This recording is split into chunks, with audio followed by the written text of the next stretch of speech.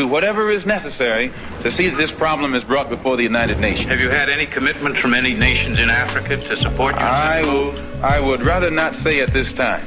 But one thing I found in my travels, all of them look upon us as their long-lost brother. You realize the implication is that you have had such commitments when you say... This is your interpretation of what I said. Revealing Approved Information Now, episode 16, man. It's been a while, maybe too long, perhaps. Yeah, I mean, your boy back. Y'all already know what time it is. Blessings, love, and peace. One love. Yeah, man. I hope everybody doing good. I hope everybody, feeling nice. It's supposed to get hot, so I know y'all happy about that. I love the cold, so, I guess I differ. But at the end of the day, man, just as long as everybody is doing cool, blessed up. It's a lot of spooky shit going on in the world, but that's been happening since the beginning of time. But nowadays, I just feel like things are getting worse, and I don't think things... Well, I can't say that, but this is my opinion, so I don't think things is meant to get better, because as things advance, it just make it easier.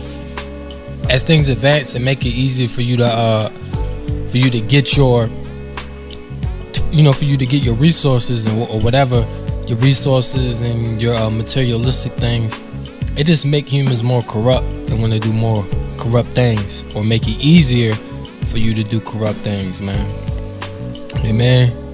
So anyway, man, yesterday games, the Cavs beat the Pacers. That was a good ass game, man.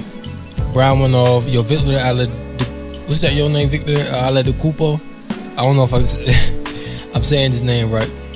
Yeah, man. But yo went off. Yo always go off. The Jazz, they beat OKC. A lot of people didn't see that, man. Yeah, man. And the Thunder, they beat the Rockets. So that's crazy. You feel what I'm saying? But I'm about to play a clip of the highlights of the Jazz versus the Thunder. And Paul George had 18 points, 1 assist, 10 rebounds.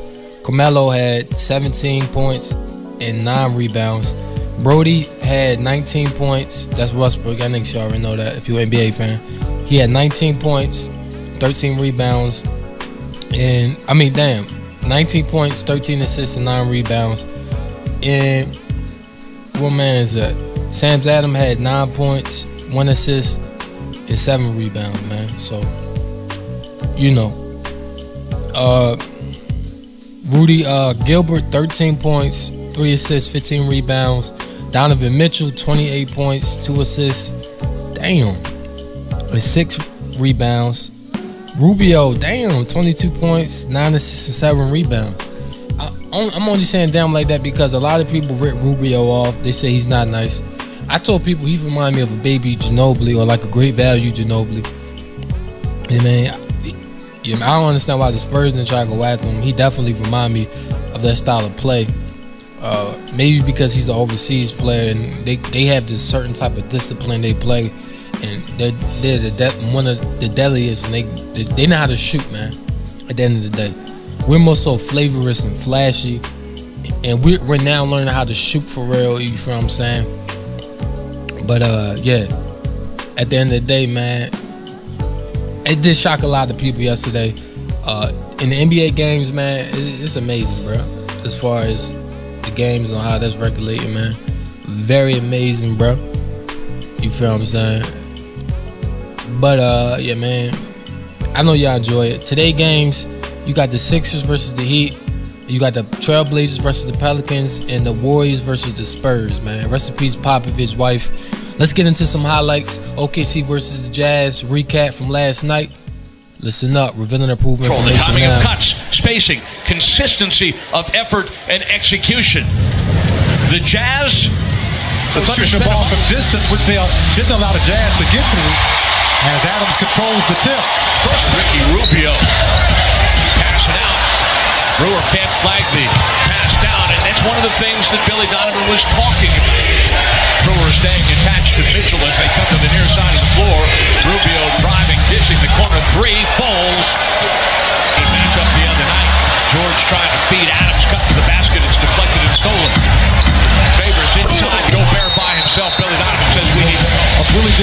the tide with their defense. I think everybody involved. Westbrook finds a seam and a lane right to the rim, and he scores. Been doing a better job the latter half of the season and into the playoffs playing with the pass. Westbrook driving, kicking the corner three. No!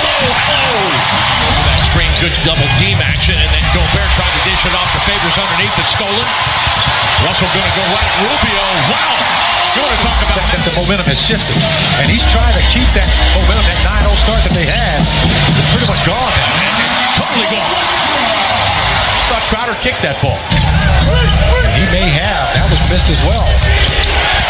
Mitchell extending to the rim and scoring for his candidate, I think, for Rookie of the Year. Well, it's a two-man race. George fouled at the three-point line. Count it!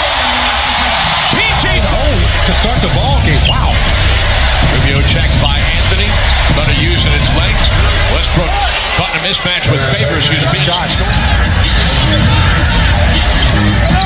Russell shooting 3 of 6 in the early going, making 4 out of 7 as he throws a rainbow down the floor with 3 turnovers over the last 5.5 minutes. Well, this is the offense that Utah likes to run. Mitchell adjusts. Got Brewer to lead this. George pressure with help from Anthony. Turnover as Felton recovers. Jay Grant going to go right to the rim, extend and score. Kind of flow in transition. Nixon driving. Abrinas does a nice job of running Mitchell off the three-point line. He's offline, but there's another offensive board for Favors, and he packs it.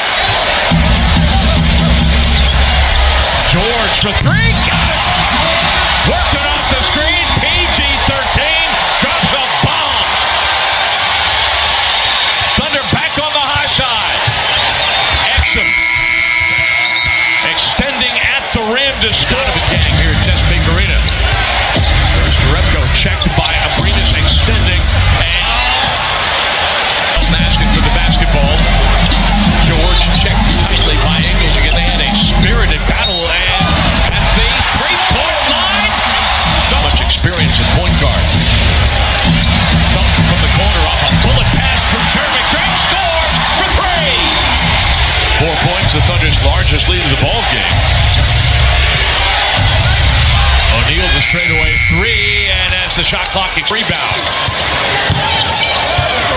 O'Neal bidding for the steal, squares up. George crossing over, feeding Grant inside for the bucket at the rim. Repko run off the three-point line. He'll take it inside the Euro step. Somebody got a hand on that. I think it was Patterson. On the kick out, Rubio for 3, scores it.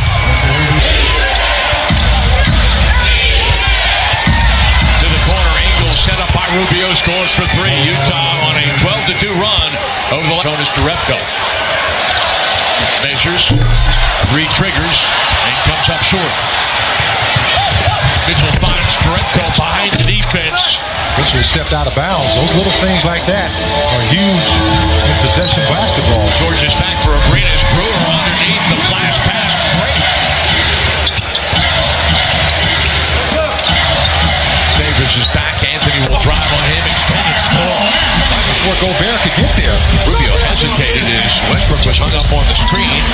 Brewer checks Mitchell, who is able to power his over the last 6.5 minutes in building this now 7-point lead. Anthony sets up Favors, steps back and scores.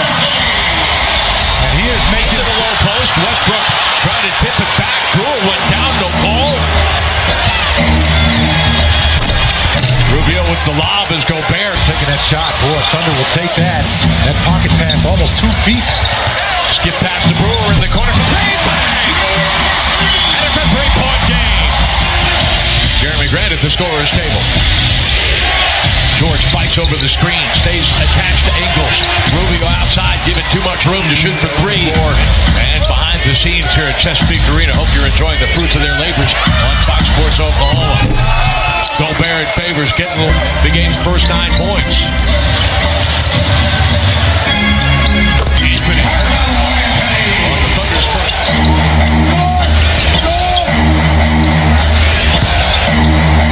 Favors from Rubio scores over Anthony.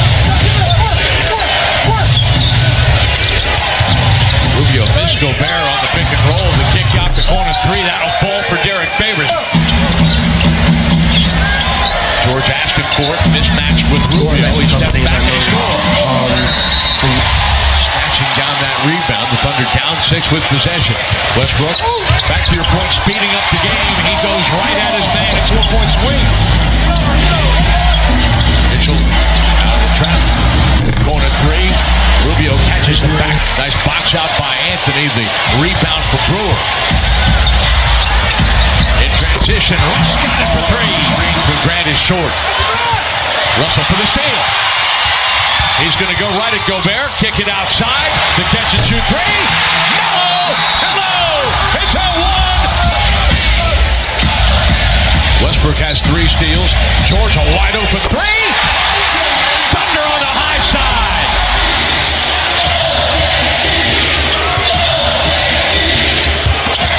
Jeremy Grant getting inside. Tough shot. Russell Westbrook is out of the ball game. Shot clock to 5. Anthony singled up with Mitchell. He'll step back and he'll score. It's a 10-point Thunder. Will have to take a shot here. A second and a half difference between game and shot clock. Off a nice screen. Golden takes pass. Goes rim. Scores. It's just smart basketball in the quarter by the Thunder. Not relying so much on the three-point shot, finding ways to get to the bucket. Mitchell, baseline, packing it. He had his hands on one, but Grant was able to poke it away. Exum pokes that away from Felton.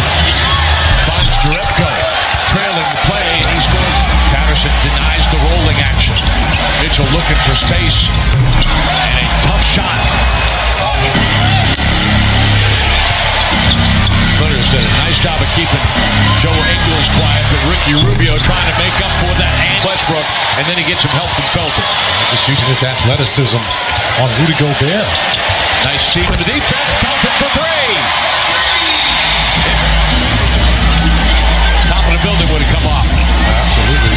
Mitchell challenged and equal to it. Mitchell with 22 points to lead all scorers in this game. Grant asking for it. Gets in front of the defense. The open three on that side of the floor. Westbrook driving. Setting up Adams underneath. The top finish. The Thunder has to miss 4 of them. Denying that three-point threat. Mitchell up and under to score on Adams. 3 team fouls either way. Rubio fights over the screen. And then nice return pass as Gobert throws to Mitchell with the basketball again. Rubio for 3. Got it. Ricky Rubio with his. And Donovan Mitchell. Mitchell spins away from George and feathers it down to leave the catch in the corner. Grant will attack Gobert. Reverse and score. Westbrook trying to return it to George. Not a great pass. The challenge by Gobert at the three-point line, and Utah now just trying to dribble it out. Utah has a 7-point lead. George spinning and offline, and the Thunder's just going to back it out. Utah comes to Oklahoma City looking for a split and does earn that split, holding the Thunder to 40% shooting. All right, man. So basically, I mean, y'all pretty much could, justify for yourself if you already haven't watched the game or even the highlights. I'm pretty sure mostly I did this already. I mean, for the people who don't, what a lot of people are frustrated with is the same as what they've been frustrated with all year. People think Melo washed up. They said Melo's a lackey. They said Melo the weak link. I mean, this is what people were saying. I think Melo's still a Hall of Famer. Well, he a Hall of Famer regardless. Some people say he don't even belong in the Hall of Fame. I think niggas is talking dumb when they say shit like that, man. It is what it is. But Melo's a Hall of Famer. Melo, I feel like it's gonna have that breakout game where y'all gonna be like, yo, damn. And then Melo was very close to going to the finals. I mean, versus that Kobe matchup. I think this is a dope ass team for Melo, but it's kind of weird because, like, if Melo would have went to the Rockets, I think Melo, would have. I think that shit weird because I think Melo really would have gelled more with the Rockets. Not saying that he not now, because I still think he gonna have success with the Thunder. I mean, I think Melo about to be on beast mode, defense wise and all that. And I really think that, he about to go off. But I think Melo gels better with you feel what I'm saying? I think he would gel better with the Rockets, yo. Like, in my opinion, man. Rockets got a squad, yo. They got Joe Johnson on the bench, man. Yo, they got a whole squad for real, man. And then versus the Timberwolves, man, you know, that's just a game. A lot of people saying it. They beat the Timberwolves. You feel what I'm saying? CP3 went the fuck off, man. You know, we about to get switch topics now. You know, y'all get your opinion on the Thunder. And Donovan Mitchell's a beast. Rookie of the year. He make Rookie of the Year questionable. But Ben Simmons, I don't think nobody gonna be fucking with him in his class at all. You feel me? He remind you somewhat of a baby Bron. You know what I mean? And yeah. But Donovan Mitchell, he is nice, man. It's between them two, without a doubt, no question. Damn, yo, like, that shit's dope. But CP3, man, versus the Rockets, man. I mean, you know, he did what he did, man. He let you know. He told you. He said, look, I'm gonna hold it down, man. CP3 had 27 points, 8 assists, and 3 rebounds. You feel what I'm saying? Harden had 12 points, 7 assists, and 4 rebounds. Yeah, man. Capella, 8 points, 1 assist, and 16 rebounds, bro. Yo, nice. You feel what I'm saying? Y'all sleeping on that boy. A lot of people did, though, but his stats is good. I mean, revealing approved information now. Let's get into some highlights. The Houston Rockets. 6 minutes to go. Eventually losing by 3. Tonight, another shot. The winner of this will play either Oklahoma City. 18 to 25 field goal attempts. He needs to put more pressure on. Caused Minnesota to go to the bench and play a lot of Derrick Rose. That's another story. Inside Teague again, burrows his way into the paint. And defensively, he had a poor shooting game 1. Andrew Wiggins across the lane. He gets it to go with a nice roll. Wiggins gets his first 2. Now, Wiggins had a good first quarter in game 1. With 18 points. And that's a shot which will go in. Jeff Teague offensively. Paul at 14 in game 1 with 6 turnovers off the glass. Count it, and a foul. As Paul on the perimeter, scooping it into Capella, knocked away by the fast hands of the Timberwolves D. And the second turnover, and down they come with Wiggins. Thibodeau, you could not have scripted a better start here for your ball club. Harden will take it in, scooping it home, and a foul. Rubio, they cleared some cap space and some room, and they handed the keys to Teague. Here's Butler, picked up by Paul. What a spin move! And a 2, the result. Started 1 of 4 from the floor. His second half was much better in game 1. Towns, 3, book it. When a man that size can shoot your next. And players Thibodeau is familiar with. Nene trying to watch Towns, who goes right into him, hits the deck hard. Wiggins there, cleans it up and puts it in. But even though starter last year off the bench, this year Wiggins knocked it away. 3-on-1. Tyus Jones off to Taj Gibson. Creating outlet goes to Chris Paul. Houston has missed 7 consecutive shots. The high screen by Johnson. Here comes Paul, his 3. make the right play. You also told me that your team had to finish quarters because of the Rockets' ability to score in stretches. What were you watching for in those final minutes? Just got to take good shots and get back and protect the basket. You know, everyone's got to do their job. Thanks, Coach. Guys. Rose is checked in for Minnesota. Gordon with the drive inside. Will take a long shot and miss, and picked up by Gerald Green with Capella and Paul, and Joe Johnson remains. Gordon on the floor, a 3 by Green. Rebound by Jimmy Butler. Bad wrist and all. It's his right wrist, which is a concern. Down the lane, into Green, and a deuce. Grabs a 9th rebound. Paul the other way. Rose will defend. And he got the momentum of Rose. With Houston shooting 29%. And 3 of 12 from 3. Houston's on a 14-5 run. Teague with a drive. Drive here by Paul. Boy, he's surrounded by all kinds of defenders in the corner. A 3, Gordon. What an unselfish play there by Nene close on the closeout. And here comes Paul. Out to Green. Here's a 3. 9 of 14 since 3 of 20. Here comes Teague. Off to Rose. Climbs into the defense. Hitting the deck hard. Look at the bodies on the floor. They had P.J. Tucker in there defending. Anthony Townsend back at him, and an errant pass and picked up by Harden.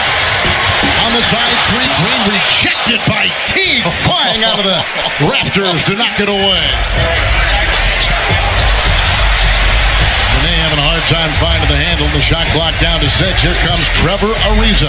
Corner three, Green. Ball, and now Harden going after Andrew Wiggins. Good catch by Crawford. Shot clock down to 5. Gets by Ariza. Gibson watches it drop inside for Minnesota. He's an 8.8.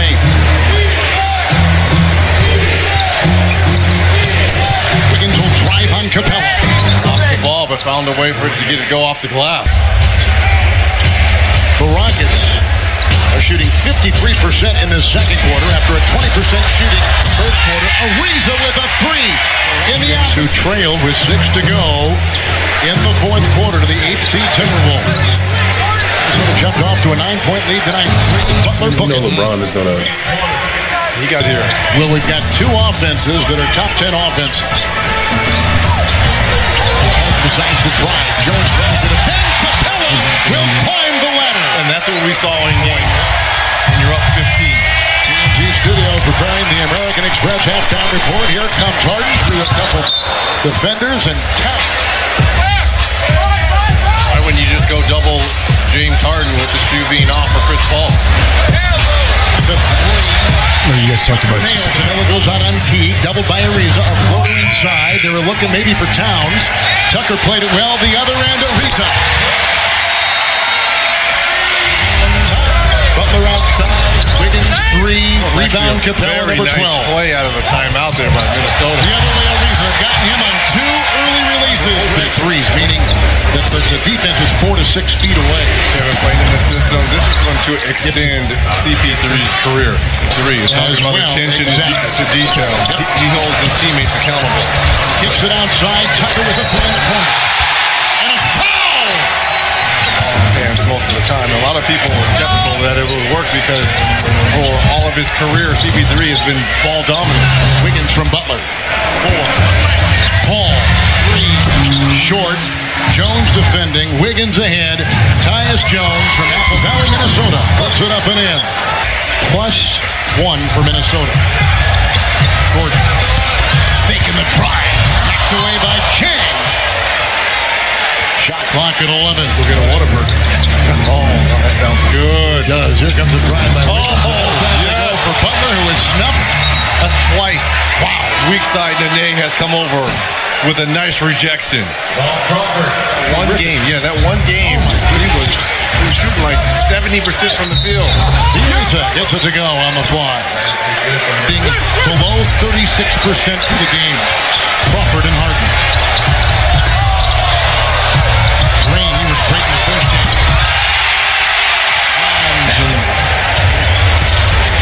Only one starter in there now. Wiggins, who's got the ball, takes the 3, takes it on that baseline and hammers it. Done in his career, correct? Exactly. The expectations of this season high. Look at Paul scooping. Oh! It hit the rafters and dropped. Oh, fun to see. 19 points in game 2. He was in camp with Milwaukee and cut in October. Jang got it from Bielitsa and hooks it home. Paul wheeling, feeding. Capella! Roll and the finish for Clint. Rose comes in, played early, has not played the second half until now. Nice corkscrew move for 2. Out west. You and I will do game 4 on Monday. We'll be up there on Monday, and Paul will put this over Bielitsa and find it, drop it. For the Rockets, only 2 for the Timberwolves. Rose, 3. Make it 3. Rose has come in, and 8.5 to go. Chris Paul up and down, having his way. He's salivating now. Shot clock at 6. Paul. Whoa! 7 in the quarter by Chris Paul, scoring every way imaginable. Crawford on the fly. The bench probably won't play another minute. That one could be wrong, but here comes Paul. Ariza left free to fire. And here's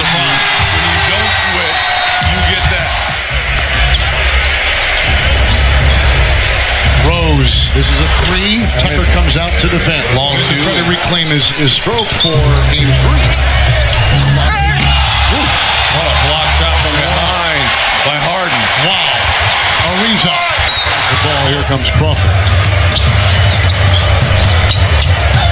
With the floater inside, he gets it to go. Death of Greg's wife of 41 years. Gordon with the 3 from outside. Aaron, he's a rookie from Duquesne. Green inside. And Aaron Jackson just before the end of the regular season. So he's now in with Anuaku and Joe Chi. Comes out on Bielitsa and Crawford inside, Gang, and in the corner Bielitsa, and they swing it around. Bielitsa getting the ball, putting up another 3, and he's going to drop in there good. Christian. And the staff has said that he'll be ready to go Saturday. I'm wondering though, Reggie, you think the plan where you think they just get completely healthy because right now it's Joe Chi. The second fewest points in his career tonight here in game 2. Boy. Yeah, man. So y'all already know what that was. Yeah, man. Timberwolves, man, they play good, man. I mean, Gerald Green, 21 points, 1 assist, and 12 rebounds, yo. That's gonna be a hard team to stop, yo. Nene didn't really turn up for real. You feel what I'm saying? He didn't score. He had 1 assist and 4 rebounds. Now, with Gerald Green having 12 rebounds and Capella having 16 rebounds, bro, you don't really gotta do nothing, yo, at all, bro. Ariza had 15, 1 assist, and 5 rebounds. And then, yo, it's just the scoring dynamic, my nigga. Like, you don't really have to do much, bro. And James Harden didn't even turn up all the way, yo. You feel what I'm saying? Or even he had a bad game. Y'all can call it what y'all want to call it. Wiggins had 13 points, 3 assists, 8 rebounds. Taj Gibson, 8 points and 5 rebounds. Towns, 5 points, 10 rebounds. Jimmy Butler, 11 points, 2 assists, and 4 rebounds. Jeff T, 8 points, 1 assist, and 1 rebound. Crawford, 8 points, 3 assists, and 4 rebounds. Your Rose had 9 points, 1 assist, and 1 rebound. And I don't know how to pronounce your name. Valencia, whatever your name is. 16 points, 2 assists, and 8 rebounds. But my personal opinion, they could get a game, you know what I mean? Because Crawford, yo's a monster. Cat, he's a beast. You feel what I'm saying? Yo's a monster, bro. But honestly, bro, the way CP3 was playing last night, bro, I don't think they're gonna be stopped for real, bro. I think they're gonna run through them, yo. Yeah, man. I think they're gonna run through them. And for people who don't understand what the Timberwolves are, they're kind of like that Bulls team. Not as advanced, of course, because when Derrick Rose back in his prime, that was that boy, man.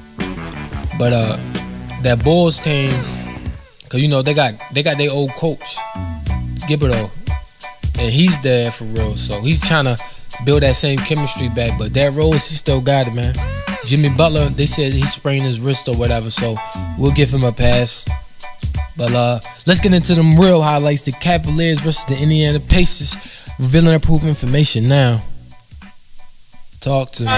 Van is ready. He says whatever it takes as the Cavaliers face the Indiana Pacers tonight, looking to be able to play hard, which he says now the foot feeling good will enable him to do. Cavaliers going to tap to begin the fourth. Referee crew chief David Guthrie and Eric Lewis.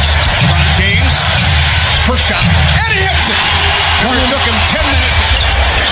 LeBron James set a screen set by Love. Perusing. Now he's got Turner on him.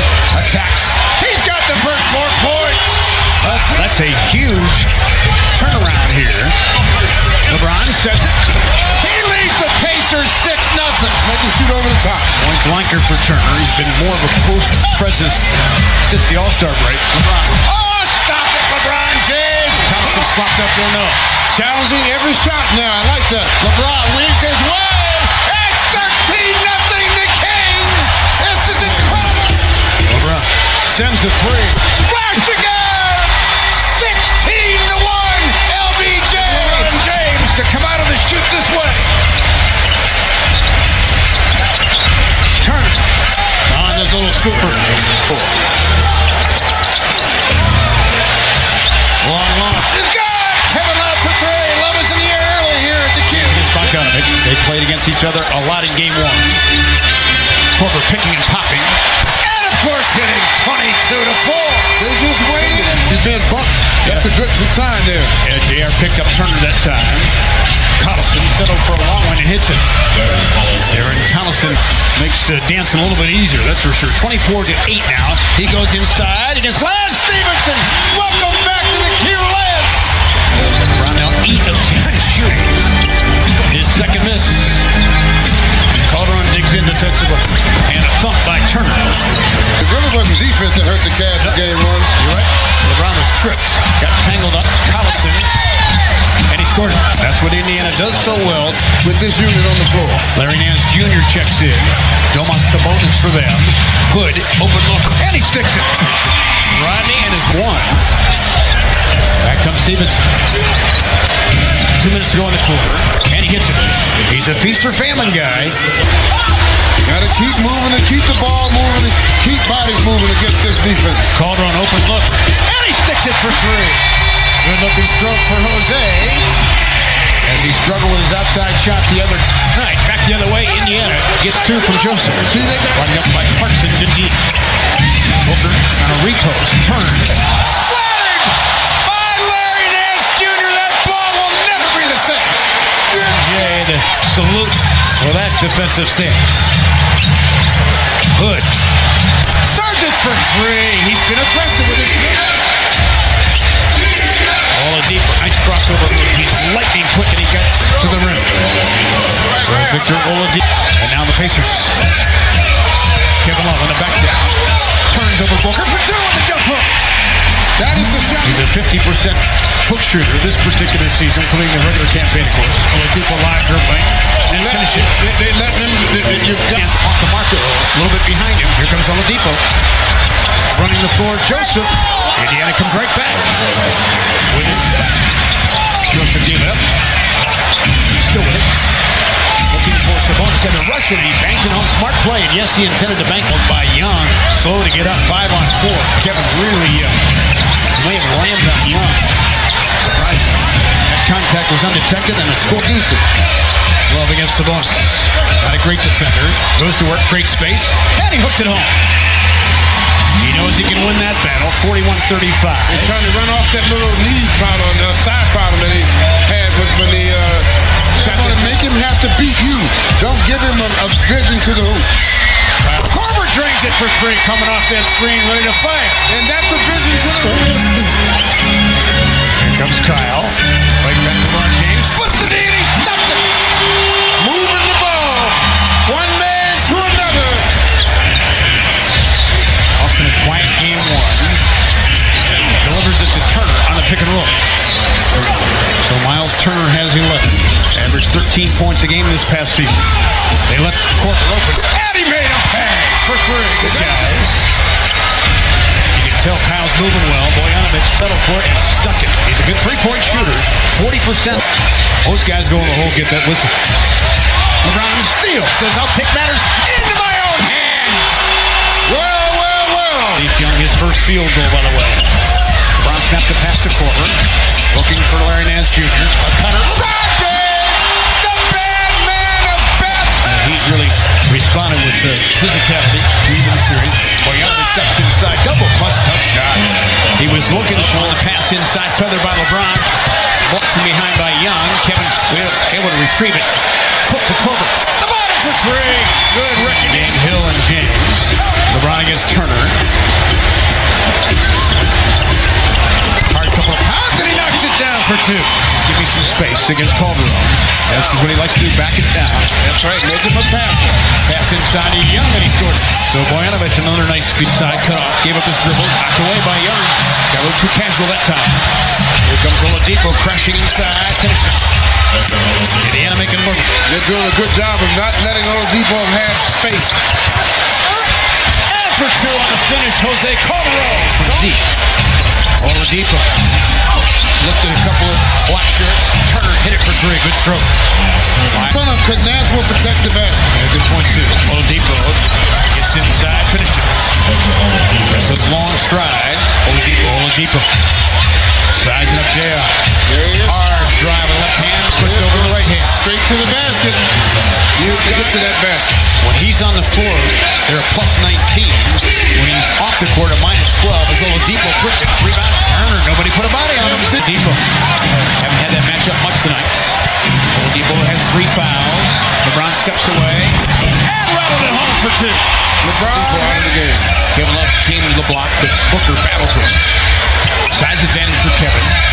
Turns. Off the glass. Convenient banking hours here.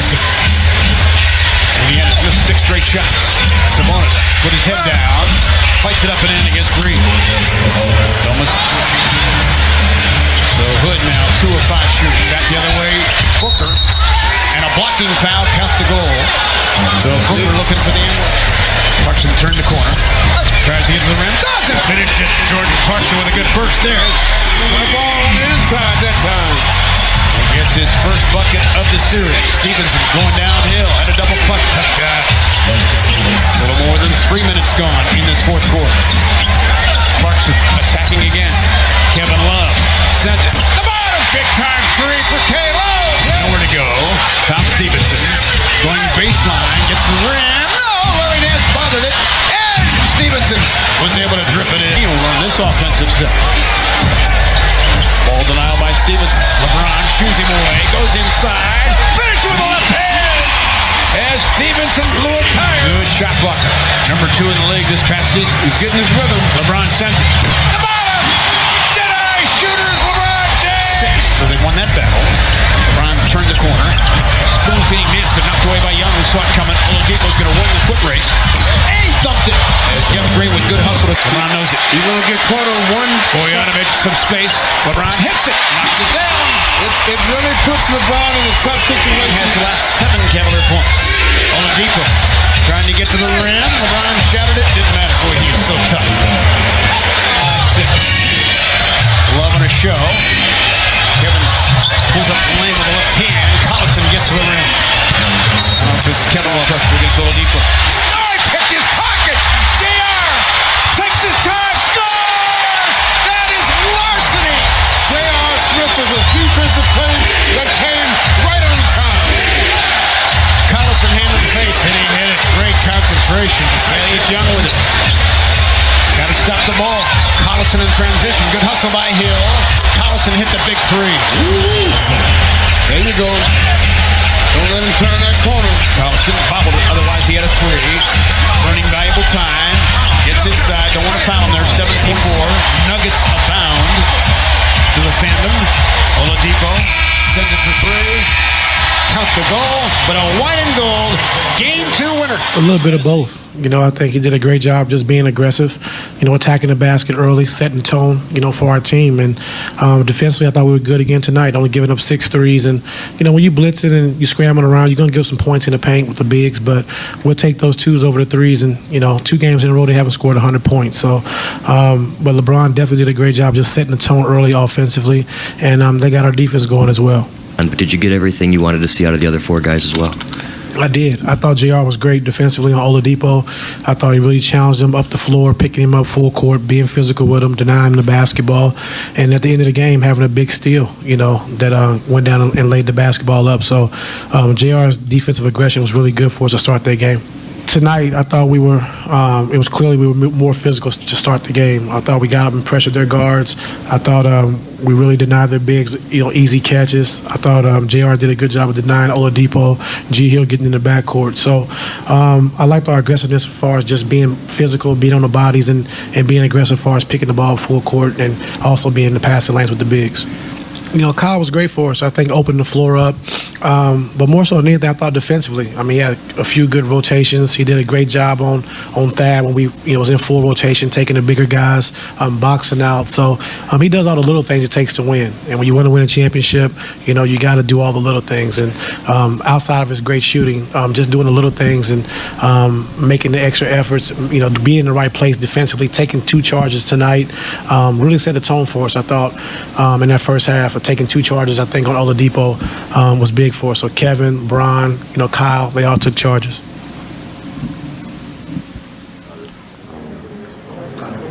After game 1, and just asked how my foot was doing, and if I thought I'd be able to go, and I told him I'd be ready if he wanted me to. So I've kind of been preparing for it for a couple days, and I said it yesterday, but I was just ready to just go out there and play hard. I feel like it's been a while since I've been able to really compete, and it was a great atmosphere tonight. It was a game that we needed to win, and I thought, guys, it wasn't pretty the whole time, but we did what we had to do. We got some stops when we needed them, and obviously LeBron was amazing. Every moment is big in the playoffs. Moments can change games. Moments can, create a run, and so I think that's on all of our minds. If there's a loose ball, to dive on the floor, you can take a charge, do that. The playoffs are all about scrapping and whatever it takes, right? Whatever it takes. So it was, like I said, it was just fun to be out there competing again tonight. He's the first option usually, and all the time. But I think when he comes out with that type of mentality, he just sets the tone.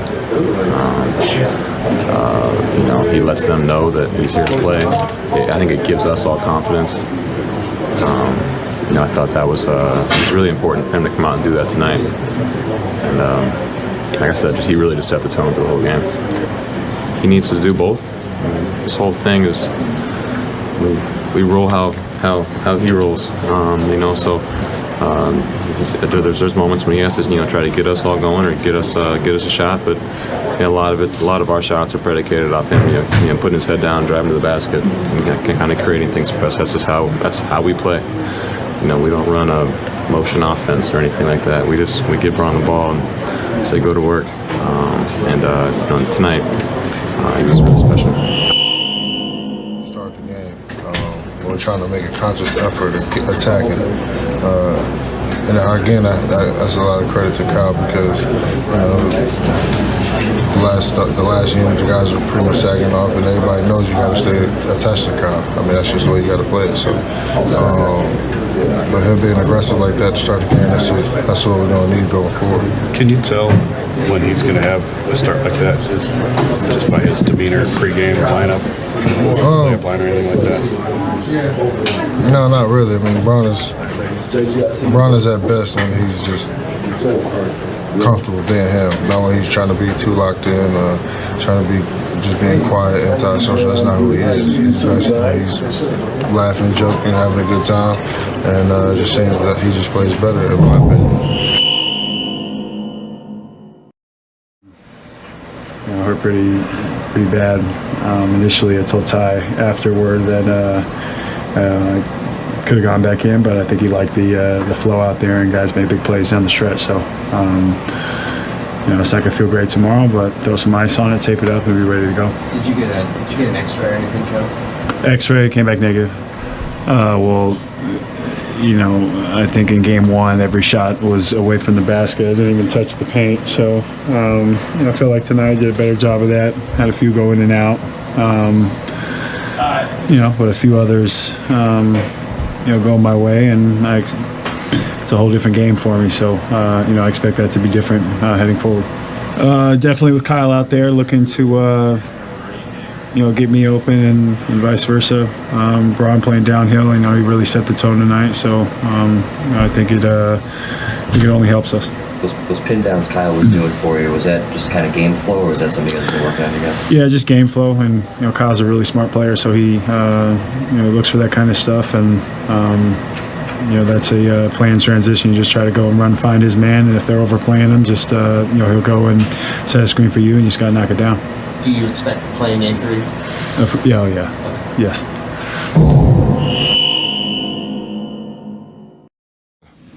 Try to see how long I can stay in that zone and just try to make a mark on the game early on, especially after the way we started at game one. How do you feel like the presence of Kyle and JR from the start opened up your game and just overall helped the team? Well, I mean, I think it's just familiarity, with that lineup, to start tonight. I mean, you got 4 guys that's played in postseason games before, and then you add G. Hill, who's got his own experience as well. So, that definitely helps from that standpoint. It allowed, JG and Ronnie to kind of get settled into the game before their number was called. So, I think it worked well for us tonight.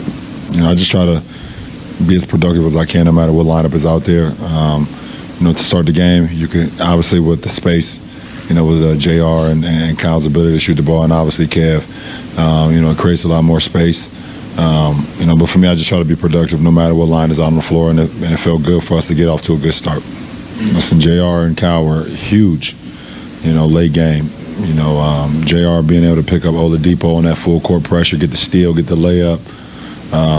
Kyle getting switched off onto Thaddeus one possession where, could have went either way with the push off or a block, and then he comes right back and has a one-on-one matchup with Miles Turner and be able to get the strip late in the game. They were huge defensively. And we definitely needed that from them. I made some shots early, got into a rhythm. Defensively, I wanted to be in tune. I wanted to try to get my guys involved as well, but. I mean, I don't come in the game saying I'm going to try to do this, I'm going to do that. It just kind of happens to flow of the game. I play the game the right way, and that's just the result of it. So, we got, some work to do tomorrow. We're going to watch the film, break it down, and see ways we can be better in Indiana, where we know it's going to be a very hostile environment come Friday. Yeah. All right, man. Y'all already know what time it is for real, bro. We beat them by 3 points. Let me start off with their squad. Yeah, man. I'm not saying that everybody not important, but I'm only reading the niggas that we really fair. Turner had 18 points, 2 rebounds. Collison had 16 points, 6 assists, 5 rebounds. Villadaz-Cupo, 22 points, 6 assists, and 3 rebounds. Lance Stevenson, 10 points, 3 assists, and 4 rebounds. I forgot who was out, but Young Nice too though. Brian had 46 points, 5 assists, and 12 rebounds. JR had 5 points and 1 assist.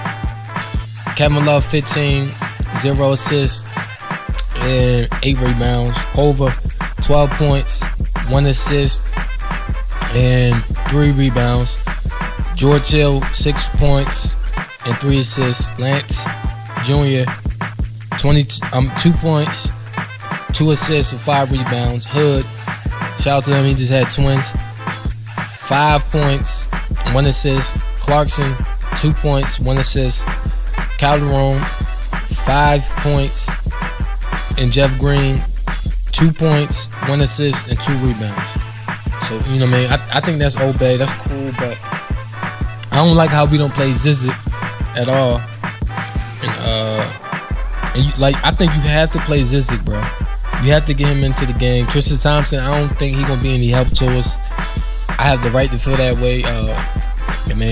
He might be washed up, or he probably just don't really give a fuck, man. You know, that could be either or. And I'm only saying that because his style of play has been ass since we won the championship in 2016. So at the end of the day, it is what it is. I'm not too pressed on it. Get it? But as far as what's going on tonight, in my opinion, I honestly believe this. I got I don't know. I think it ain't Miami. I got Miami winning, but that can go either way. I got AD winning. That's my boy. And who knows? Maybe the Spurs will pull it off for Pop, man. I hope so, man. But we're going to talk more. We're going to get into the break. Revealing approved information now. We about to get into some music. I just released this new single. Merging Monology. Bump. A lot of people give me a lot of good feedback, man. We'll be right back, man. Revealing approved information now. No more dope pills, crack, or heroin. First class dumbass, just to be clear. It's another junkie getting high. Off dope pills, crack, or heroin. In the state of Maryland. Y'all better listen up. More Geminology. His girlfriend is pregnant, and his mother-in-law often drives A around new town year. and tell him to If change y'all pay attention to the description, y'all will see this is a very complex tape. Hot up, sober, and tipsy. It's some money clown shit before I drop my album. My album also fire, but you know, I got them drums on it. Or heroin. It's peer You pressure. dig me? Sad reality is we still locked in them chains.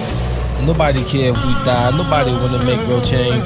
So they gon' make our ass get taxed every time, man. Them blocks poppin', niggas get the dropping quick fast, man.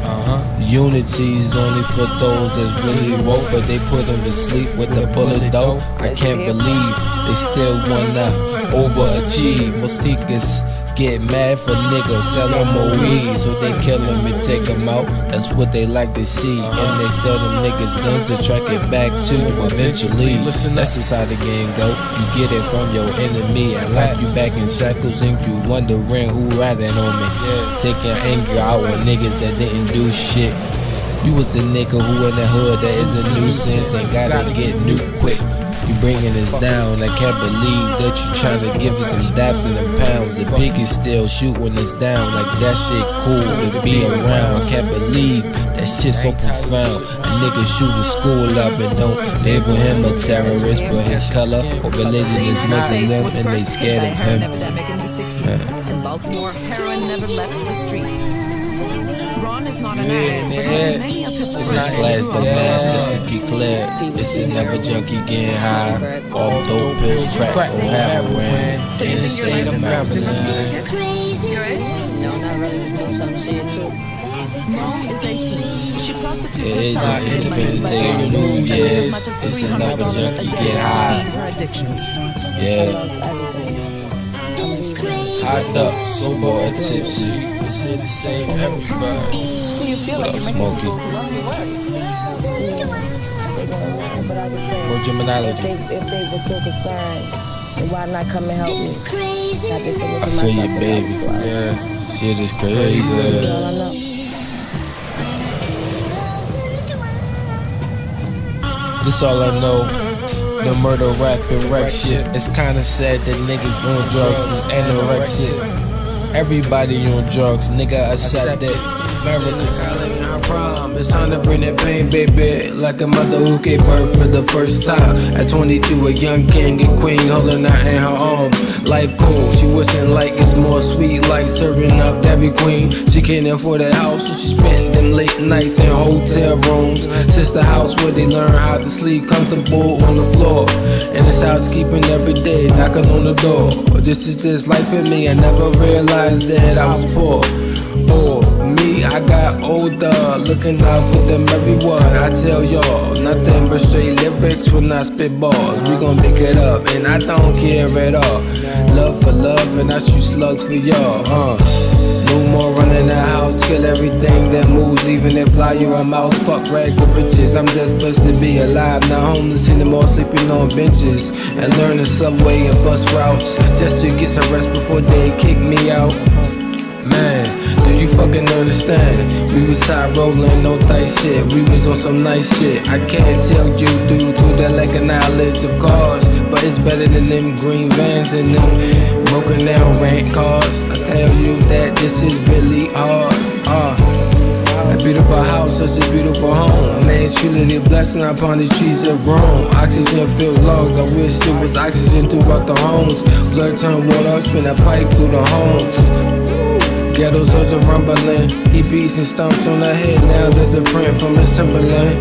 White powder was nothing then. The young boy from Maryland, the truth in that matter. That white powder was hunting him.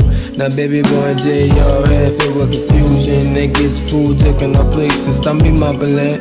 One night stand to another man, home from the eagle other man. Young drug, J.R. baby boy home alone. Show no love. Everybody out there just wanna get a buzz. The creator all trying to make it. Party out and getting stoned and very naked. Lost in a world full of niggas with broken bones. Weave in unlimited track phones. Hella niggas texting the phone, but she can't. She got a curve on, cause she had a long day at work. She just pull a Mary J and stay stoned. You know, But do you know how I feel? The fun to get back on your feet, but you keep falling. Got unlimited data, ain't good signal, but don't pick up the phone when the Lord's calling. Never mind, this is not to be played if you're fan of mumble rap. Wale and Cole and K, they say the game when it was happily on his back. But no need to fear, Alpha Libra, you said to help bring it back. And it's long road before you cross over the tracks. I Walbridge Junction, high as shit. Coolin' in the back and save a lot. Where I seen a lot of junkies suck dick for crack. And big lighters and some Pepsi soda pop. Lord, that is something to see on a Sunday. Getting blazed up until Monday. And on the other side, I be had that hoes flipping pussy for hair tracks. Niggas killing blacks, and I stay mellow for young fellow rapper. I call hip hop, she said hello. I asked her, do she fuck with one of my rap? She laughed and said hell no. So it's only right for heaven's sake. I said you motherfuckers shoot the heavenly sakes of hell. You pieces of shit and scrap my dough. Bars, bars, bars, I send you to the penitentiary. Then hit you with a brand of pen and it's chinny chin chin. All with that big pen while he was playing Pokemon Go. This is mama rap niggas, man, I gotta catch them all like I'm in a box that flames and spray paint on the wall. Whatever doesn't fall, I nuke these niggas if they make the final call. Lord knows the rain really got these bars. I dare these niggas tryna step to me face to face, I'll paint the scars. Snake ass motherfuckers return on y'all. Goddamn, sometimes you even gotta watch a fan got woo.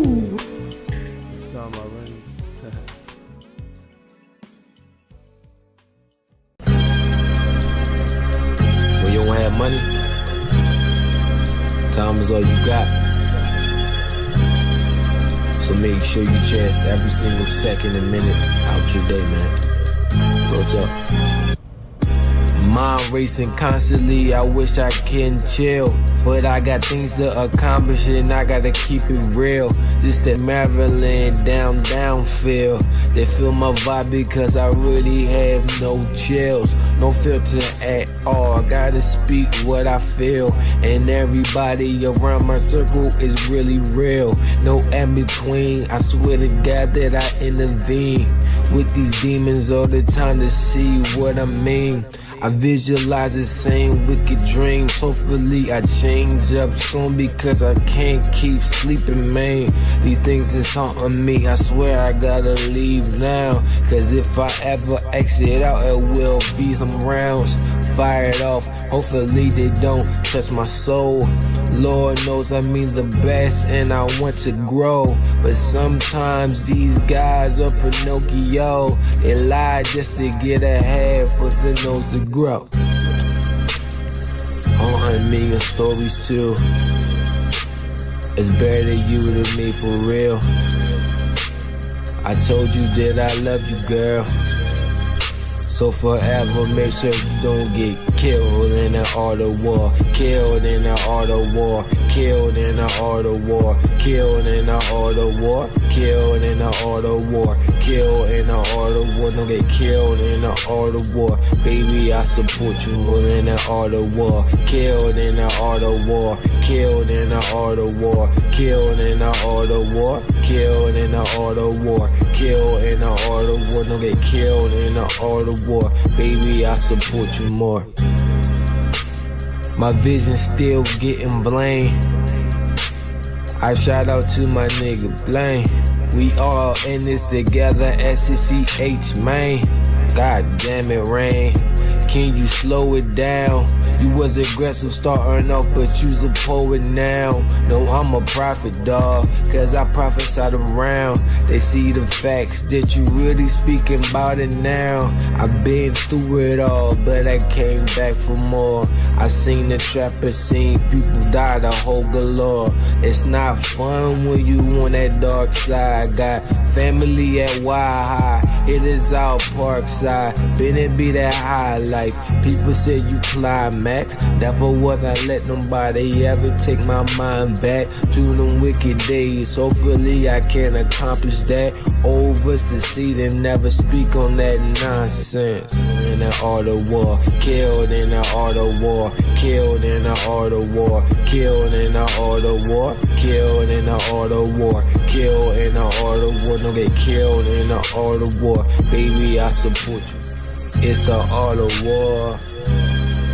Gotta be ready in the art of war. Baby, it's the art of war. If you got a desert, better shoot it and shoot one more round for them niggas. One more round for them niggas. Shoot around for my niggas. Shoot around for them niggas. Lay it down for me, nigga. Lay it down for this nigga. I love you with my heart and I always bang them triggers. Boom.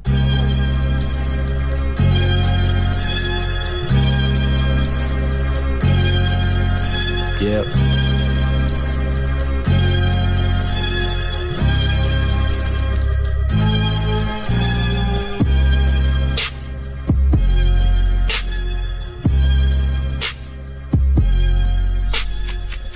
Alright, man. We're villain approved information now, man. We in the building. Basically, what I was saying was, judging from the Trailblazers and the Pelicans game, I think that, yo, AD got it, bro. Drew Holiday, yo, watching their games is electric, bro. I can't really explain it. You feel me? I always hoped the Pelicans was gonna win. Bro, when they signed Boogie Cousins, I was like, yo, this team got it, yo. They can beat the Warriors, bro. I don't care what nobody say. Yo, McGee nice. McGee real nice in that system, yo. I mean, they got nice, good guys, but I think the Warriors, they got lucky again with an easy path, man. They got the Spurs without Kawhi in a broken down Popovich. Now, Pop is a professional. He's a military man, disciplined. But at the end of the day, my nigga, it's your wife. So who knows what's going on with that? But why a lot of y'all, racist ass niggas don't be talking that shit when Pop be saying, nah, don't try to say the military. He's a military man. About that protest and shit, y'all shut right up, you know what I mean? Some people actually try to turn on Pop because he's so outspoken to saying fuck Trump, he's a clown and he's goofy, and they try to turn on on Pop like that, yo. But no, that's just dead, bro. None of that, nah, that's just dead, man. You feel what I'm saying?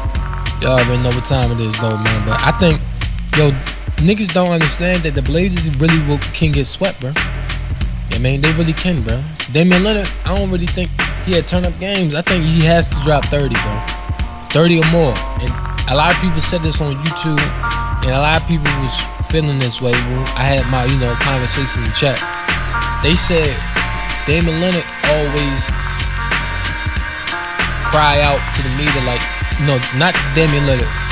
And we already know Damian Lillard, that nigga's a monster. We already know that. But the Blazers, they cry out, and this is your name, CJ McCollum? You'll cry out to the media talking about, we don't get enough buzz, da-da-da-da-da. I think there is Buzz City too, yeah, man. But they said they don't get enough buzz and all. No, that ain't Buzz City. I think that's the one. But they said they don't get enough buzz and all that. But on the show, they're not doing shit. Remember, this team has a higher ranking than the Pelicans. And the Pelicans is a broken team because they lost Boogie. And the Pelicans got written off because they lost Boogie. See, I'm always going to root for the Pelicans as long as Anthony Davis is on that squad, because that's my second favorite player other than Bron. And I believe he's the future of the NBA. And that boy is nasty. And I'm going to see AD go off because I don't think AD turned up yet. Like, I really don't. Drew Holiday, he's turning up, and he's the voice, and he's been going off, man. You feel what I'm saying? What I've been catching, what the Warriors game, I'm not really going to speak on that game because, to be honest, I don't really waste my time watching that series. I had no interest in that series at all, bro. Yeah, man, it is. All the other series is good. I think Washington gonna get swept by the Raptors. Y'all niggas can hate me if y'all want. That's another team that talk a lot of shit but don't be backing it up, because they claimed that we was ducking them, but y'all would've got your ass busted, bro. And I fuck with John Wall and Bradley Beal. I fuck with that whole squad, bro. Porter and all them boys, yo. But at the end of the day, nigga, stop running your mouth if you're not showing up. And I think the Heat and the Sixers is a good ass series, bro. That you seen in a while. But let's get into some Starbucks talk, man. This is crazy. We gonna play different clips of how they treated different employees, then we gonna play the situation that everybody know about. We're villain approved information now. Check it out. Check it out. Also making the rounds, a video of a woman in Lakewood, California, confronting a Starbucks employee who allegedly stole her credit card number. Listen to this. How are you doing today? Good, how are you doing? Fine. Where's the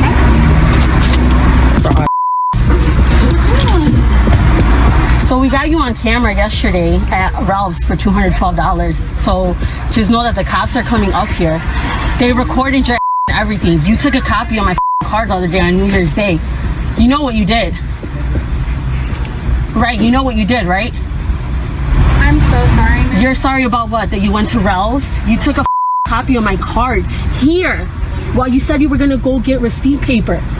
And they got your ass on camera yesterday. So do you know what you did, right? Before I pressed charges and everything on you. I'm sorry now. I'm sorry. So what are you sorry about? That you took money from me and my kids? What are you sorry about? I'm sorry that I took money from you and your kids. I'm sorry that you had to come up here. I'm sorry that this is inconvenient for you. I'm sorry. You're sorry that you're about to lose your job because corporate knows? Is that what you're sorry about too? I'm so sorry. All right, let's go. So sorry. I am a good child. I swear. You're a good child. I really do go to school. I'm 19. I play soccer. So why the would you? How would you even make a copy of my card? I knew you took a minute. You went back there for a minute, and I knew what the hell you were doing. You took a picture, or I don't know what you did. But you obviously thought I wasn't gonna come back here, and you thought I wasn't even gonna get to the bottom of it. I'm so sorry. Please don't press charges. I am seriously gonna press charges on you. I can give you $250 right now. No, I honestly. Wow, you know what? That Starbucks customer should be a detective. Juana Martinez, the woman in the car, said she got really riled up because both she and her husband, who's in the military, work hard for their money. And the couple have 3 children, and they weren't even able to pay their rent because of, she says, theft. That Starbucks employee. Yeah, the man involved here admits he didn't buy anything from the Starbucks store. He was in there waiting for a ride using the Wi-Fi. But he says just moments after the employee at that Starbucks denied him a code to the restroom, a non-paying white man walked in and he got the code. Caught on video. You need to stop recording. This man right here said he hasn't made a purchase yet. An ugly confrontation in January at a Torrance Starbucks. You guys had gave him the code. The man behind the camera, Brandon Ward, upset because this Starbucks worker wouldn't give him the code for the restroom. She's like, no, you need to make a purchase. So I'm like, okay. I said, well, I'm going to make a purchase, but can I use the restroom? And she's like, no. Like, no, this is our policy, and I'm telling you no. The 26-year-old Ward admits he hadn't bought anything, and he was there waiting for his friend to pick him up. But what upset him is that immediately after that, a white man walks in, asks for the restroom code, and was granted it. I just typed in, I asked for the code. You asked for the code, and they just gave it to you, right? Before you made a purchase. That's when Ward confronted the Starbucks employee and was ushered out by a security guard. Ward said he posted the incident back online in January, but that it didn't get any traction until this. What did they get called for? Because there are 2 black guys sitting here meeting me? 2 black men arrested in a Philadelphia Starbucks last week because they were waiting in the store for a friend but hadn't bought anything. That incident spurred protest and an apology from Starbucks CEO Kevin Johnson. What happened and the way that incident escalated and the outcome was nothing but reprehensible. And I'm sorry. But Ward says apologies are useless unless changes are made, that Starbucks needs to treat all their customers equally. If you have a policy, you should abide by those guidelines for everyone. You can't sit here and segregate things. So you might as well just put on the store with your policy, whites only, at the end. Now, we reached out to Starbucks corporate offices today twice. We have not heard back from them. Locally, a representative inside the store refused to comment as well. And we should point out that the manager of that Philadelphia store is no longer employed by Starbucks. Good. Vendor approved information now. Basically, that was 2 clips. The first clip, you kind of understood. I got the first clip to let you know. For some people, and it was a white woman that she was coming at aggressively like that. You feel what I'm saying? As far as, it was a white girl who stole this Hispanic woman card. She stole her card and all that information, and she used it to purchase, and she tracked it down like, whoa, what the fuck going on? So it's like, my nigga, and that's another thing that's why a lot of people said they don't like to carry cash because of robbery and different things like that. But people don't understand. You do everything about card. Them cards, niggas is hacking that too. Or some people they even have it where they can walk by you and they can hack all your information that's in your wallet from your card. Everything about scanning, that scanning shit, that technology shit, how they got, man, that's different software. That's just crazy. But my thing on the incident, I don't think niggas should continue fucking with their. Well, let me say this: we should have been doing entrepreneur type shit and still have our own type of currency. Some people call it Garveyism, with some of my beliefs. But at the end of the day, it's realism. We have to understand that we have to make these moves. We can't be wasting time, bro. A lot of people don't realize how we're like, they have 300 years of wealth off of our backs, and it's hard for us to catch up because they don't want you to catch up, nigga. And we can't even stick together. But at the end of the day, a lot of Asians have done, Japanese, bro. They fuck Japan bad, bro. They fuck Japan bad. They fuck Mexico bad. They fuck a lot of people bad. So I don't understand why Asian people treat us like shit, or why some Mexicans treat us like shit. You feel me? When they fucked y'all too, nigga. You feel what I'm saying? If maybe it's some big plot, cause I see a lot of people waking up, or maybe it's because we are destined to be leaders. Yes, we are. You feel me? We are leaders. You know when I say we, you know what the fuck I'm talking about. We are leaders. So we have to pop this shit off first before anybody make any type of moves. So they could be having some type of hatred, like, or not even hatred, they look down like, yo, y'all supposed to be this and that. We know what the fuck y'all represent. We know y'all the chosen people, like, but y'all ain't doing nothing. So I understand. But anyway, switching up real quick. Listen to this disgusting story, man. We gonna get into it, man. Revealing approved information now, man. Man, disgusting shit, man. Getting in our way, we were trying hard. This is our military. Don't you take a picture of me? You do not have the right to take a picture of me.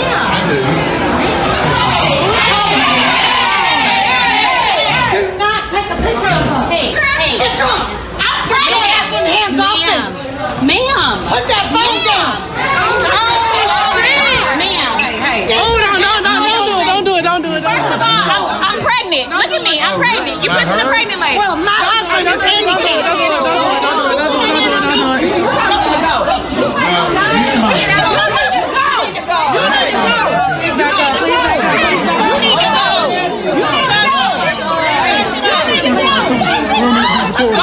Hey, you don't need to record. I'm putting her ass all over.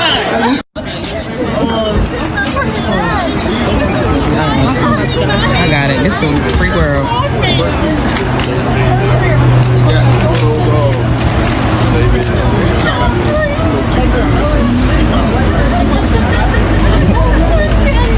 Good thing we had to, because he was like, that officer was talking to her. He said that she told him a completely different story. And he was like, if it wasn't for this video, he was like, oh, that's on this. She's going to jail. She's going up there. Yeah. Alright, man. So if y'all heard it in the background, it's simple. The white bitch she started crying because she's being prosecuted. But I know she got locked up. She probably get off. But she might not because it's the military. But who knows at the end of the day. You know how they don't give a fuck about us. But at the end of the day, this sister was pregnant. And she's the captain of the military. Her position is very high rank. A parking spot, she feel like, well, she said her husband is handicapped, right? She's pregnant. She's carrying a whole nother life form in her stomach. And she decided to try to get violent and physical. Like she got physical and started touching on her and disrespecting her. Like the captain of the military, she disrespected both of the women. But the biggest issue is the bitch is a racist, number one. Number two, she's a pregnant woman and you try to cause harm, and she's the captain in the military. So you are trying to injure soldiers. Like, you can hear people in the background say, that's our military, that's our military. They said it half-ass. I think it's like, yo, let me keep it a step. A lot of white folk, or a lot of people that's non-black and non-Latino or non-brown skin, y'all know what I mean. They don't want to speak on, they don't want to check their own people when they know they're on some dumbass, goofy, racist shit. They don't want to sit there and check their people. Some of them had that awkward feeling like, because some of them don't really be in the mood to be with that shit 24/7. And a lot of them don't cross the line if you work in the military. Don't get me wrong, a lot of them don't give a fuck if you are in the service. But a lot of them, they have some type of respect for you if you in the military. So they be like, come on. So you could tell, like, his vibe was like, come on, come on, like, they're in the military, come on. Now you could tell, like, yo kind of was like he didn't want to get involved and say shit because they was black. At the end of the day, he like, I can't really do it. Cause you know, they'd die for that fucking flag, cuz. For real, word up. So, you know, y'all know how that shit go, man. This next story, these two hating ass bitches on news with this young brother, Michael Brown. He got accepted to 20 colleges, bro. And they slandered this man, bro. Man, revealing approved information now. Play that clip of these hating bitches, man. Such a sad time, man. But this has sort of brought on this, and he got full rides to all of them. Full rides.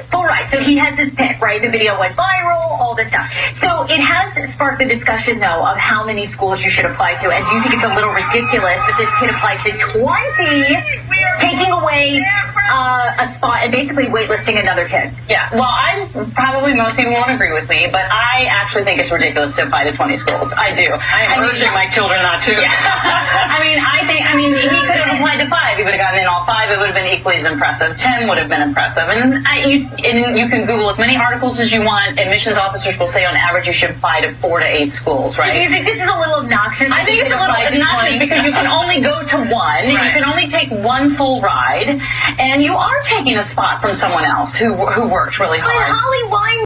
And you are taking a spot from someone else who worked really hard. But Holly, why not? The kid could get into. But if you don't take it, the full ride goes back into the pot, right? Oh yeah. The best thing about this story, which I stand on, is that 19 kids come off the wait list. Right. 19 other kids are going to get it. But 19 kids also had really sad days, and their parents talked them off the ledge when they didn't get it. The irony is that this is the conversation I'm always having now with my kids who are looking to go to school after high school, college, and I'm like 5 schools. Yeah, I think 5 schools. But there is I found this article on Prep Scholar, and they say it's the more selective you want to be, or the more, I guess, selective colleges, that number goes up to 15. It can go up to 15, but they really say, if you look at it this way, around 8, you should have like 3 target schools. Yeah. Those schools you're probably going to get in. You may not, but you're probably going to get in. They're definitely in your range. Have 2 reach schools. Those are ones that, you may not, but who knows, you may. And then you need 2 safety schools. Right? I mean, that would be, but I think this kid obviously knew he was super smart. You may. And then you need 2 safety schools.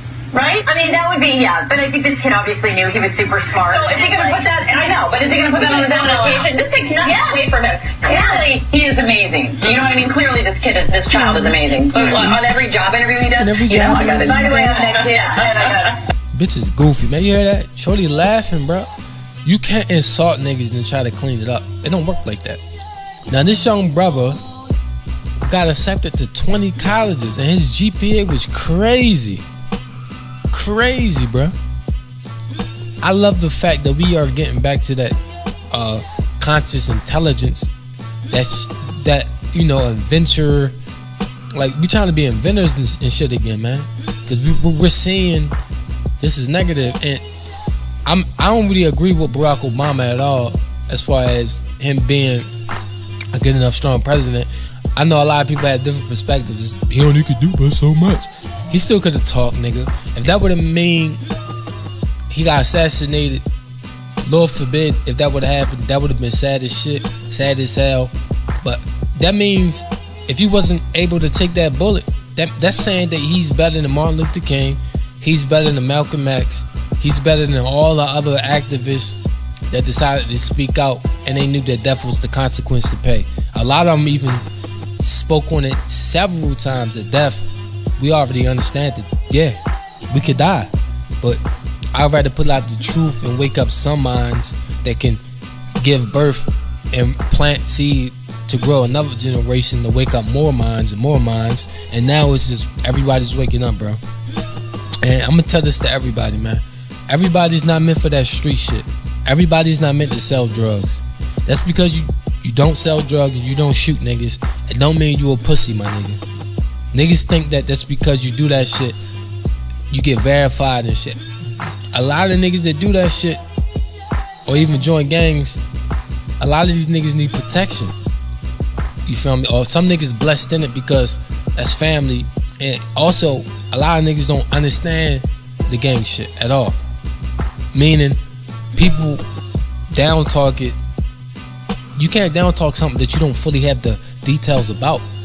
How you gonna listen to the same media that twisted up our whole legacy, our whole story, to make it seem like that they are the shit?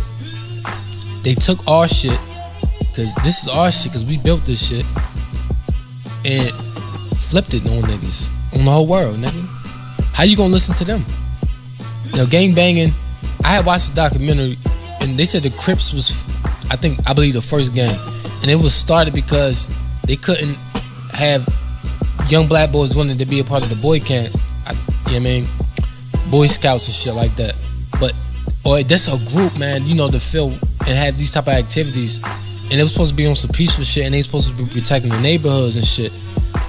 But however that went, I don't know the full details because I'm not a gangbanger and shit. So I would have to get an interview with a nigga who's certified to speak on it completely.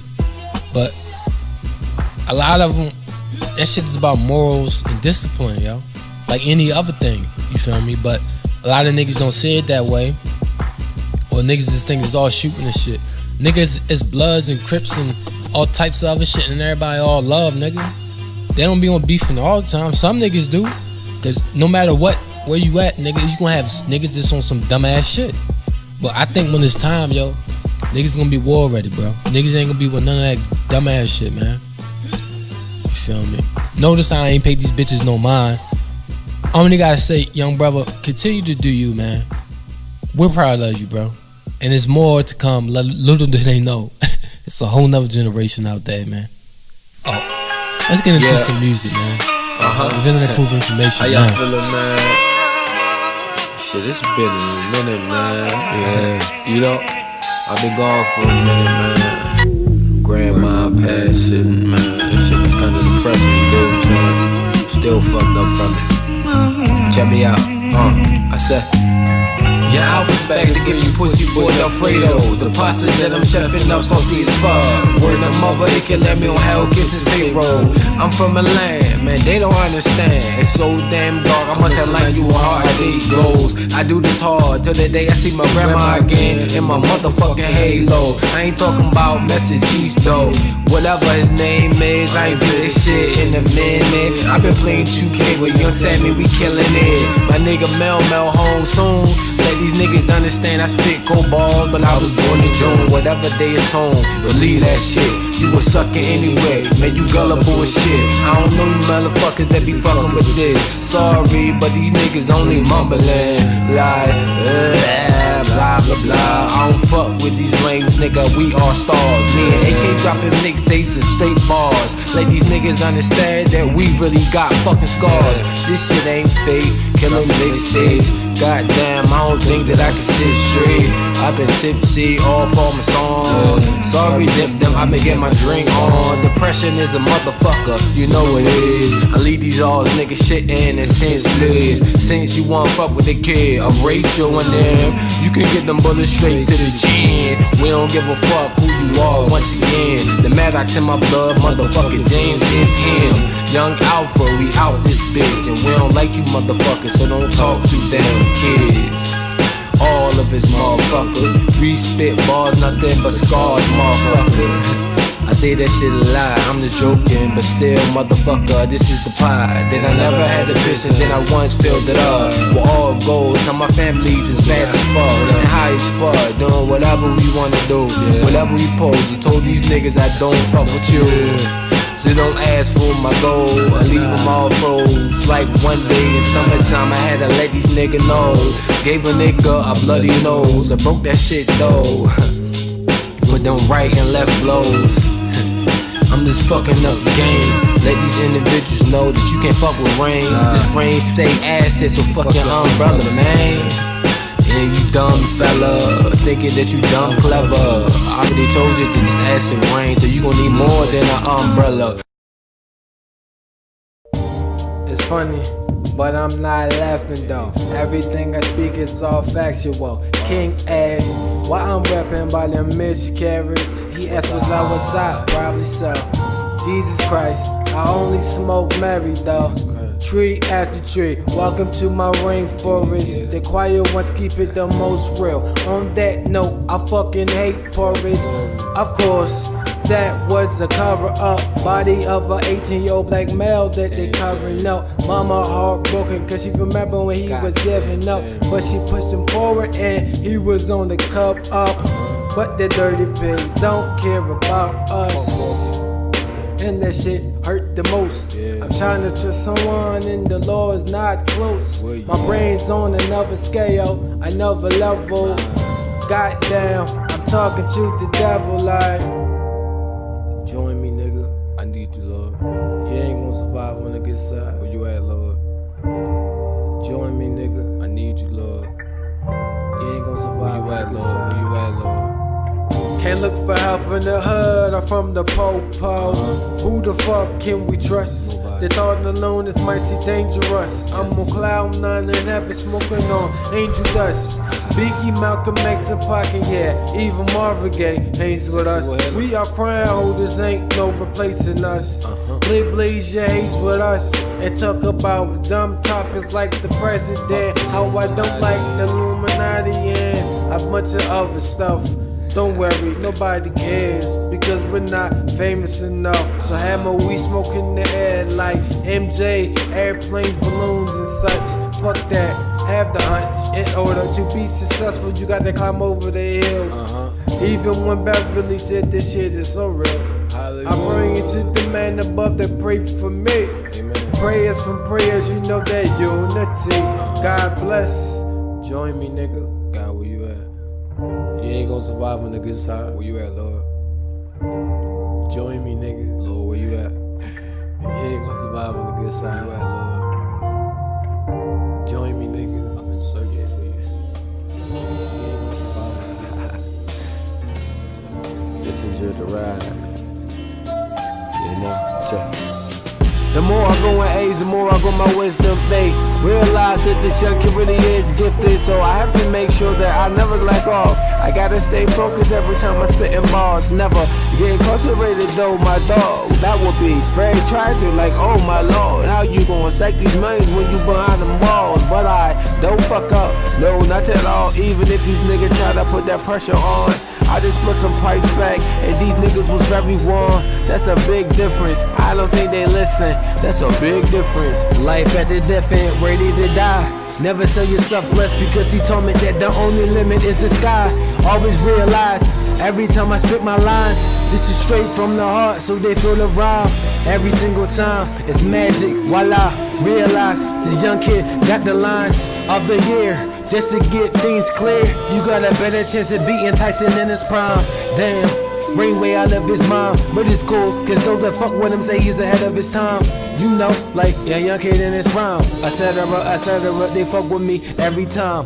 Like that drug dealer that sell 2 for $5, and you on your last bag, so you gotta get that down. You fucking with this man Rain, because you know he eat the kitty good, and he will give you that dope dick that be having you out your mind. Yeah, I'm the greatest, man, and I swear that I say this shit every time. My best bet is to stop spitting lyrics, dog. And I might as well quote Ali, line from line. Fly like a butterfly, sting like a bumblebee. Not trying to get sued for copyright, so I gotta keep it me. Rain always Gucci, that means that I keep it G and free. All the real ones that had to keep it G, you incarcerated.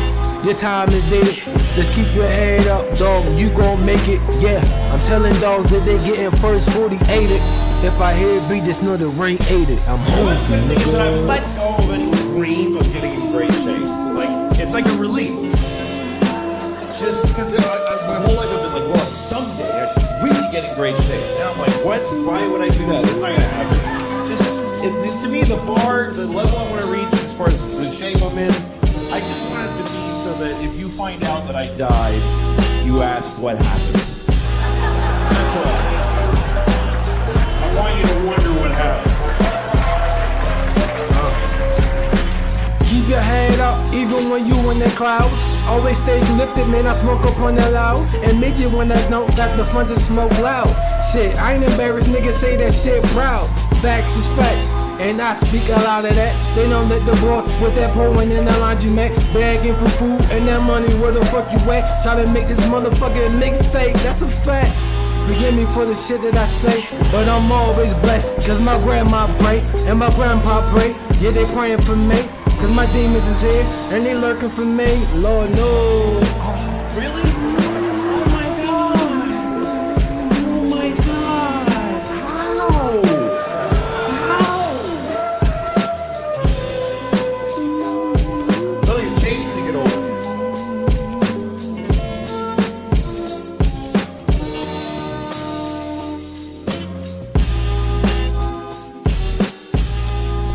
Amen. Yeah, man. Billing approved information now. You feel me? Y'all know what time it is. Pretty much, I'm mighty good. You know, everybody already know by now. I'm big on boxing, and it's a segment I have on my podcast where I play the classics. I do play a lot of highlights, and I do talk about the good fights that's going on. Number one, you feel me? Canelo not fighting is like, damn, my nigga. See, I'm one of them niggas who watched Canelo career as far as like actually follow your career. Like, oh yeah, this nigga's nice as shit.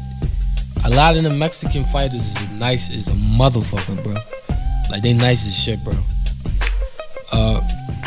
They have a certain style. Yeah, man. Everybody has their own style of fighting. You know what I mean? But yeah, they get busy, man. And I hope Pac-Man fights soon.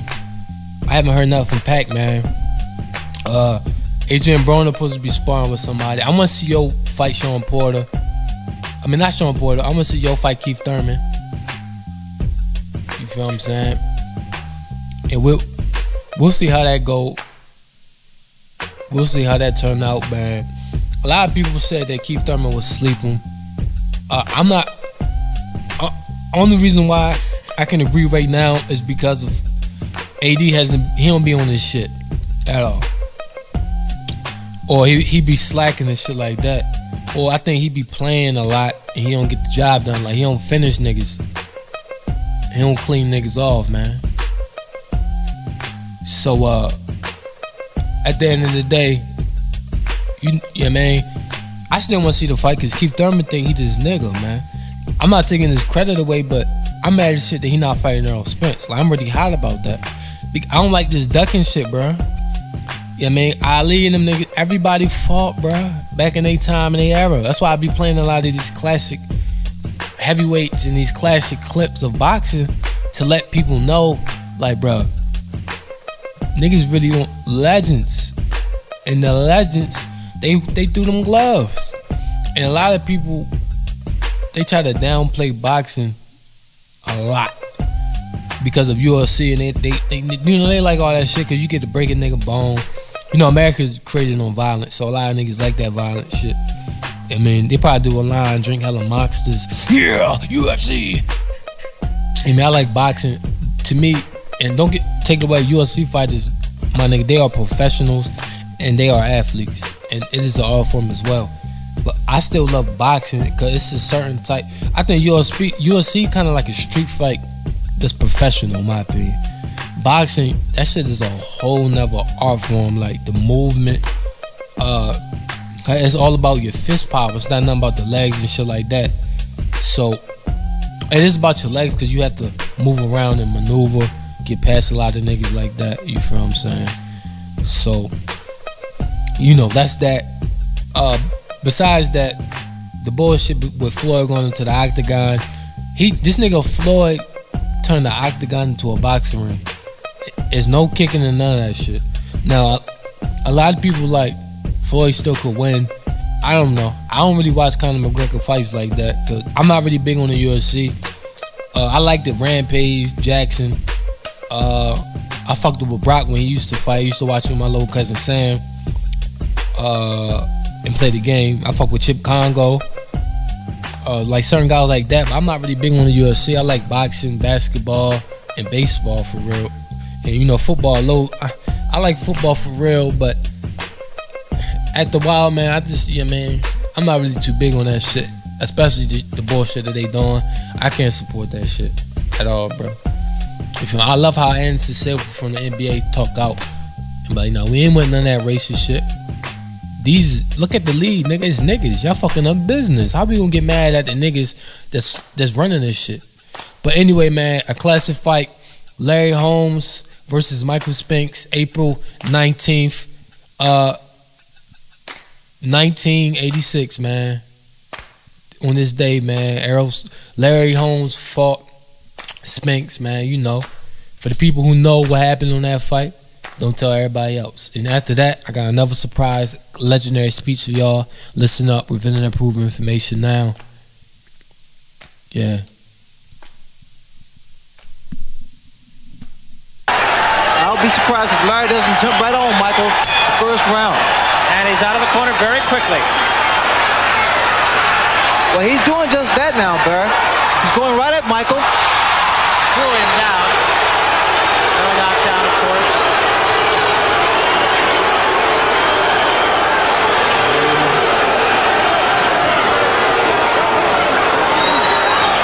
Larry is very tight here. You notice now he's starting to miss with his right hand already. But the point to bring out, he is throwing it. I wait for Michael Spinks to counter.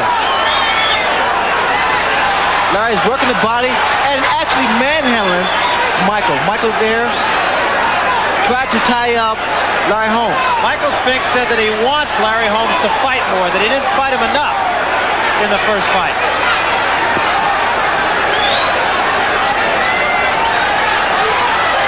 It was a long right hand, came from nowhere. You see, Larry's missing because he's trying to load up, and he's not loose yet. He has to keep that jab working until he's able to naturally throw his right hand.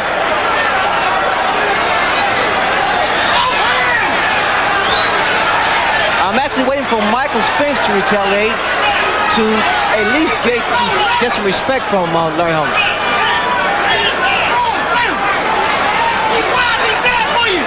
Holmes trying to work the jab, moderate success. That was a good right hand that time, and it did wobble Michael Spinks a little bit. It caught Michael on the chest, it appeared, Barry. Michael's giving Larry a lot of head movement, a lot of body movement.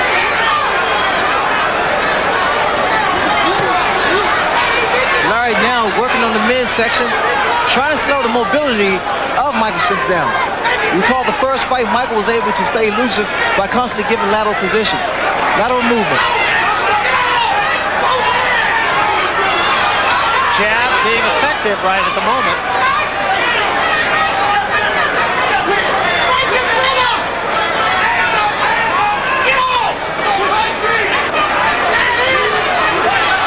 That was a left hand in close by Holmes. Larry Holmes, the first round, jumped right on Michael, and he's staying there aggressive. Watch it goes to the body.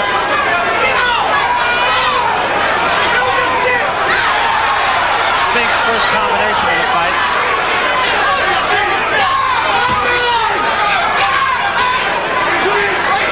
Larry right hand is down by his side.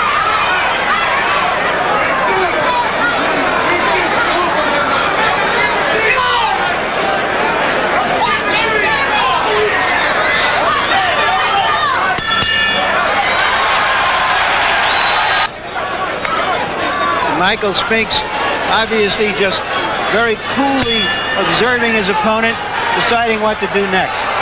J.cole was quite pleased with the way that Larry approached the first round, yet he wants Larry to use his jab more to get closer when he attempts to throw his right hand.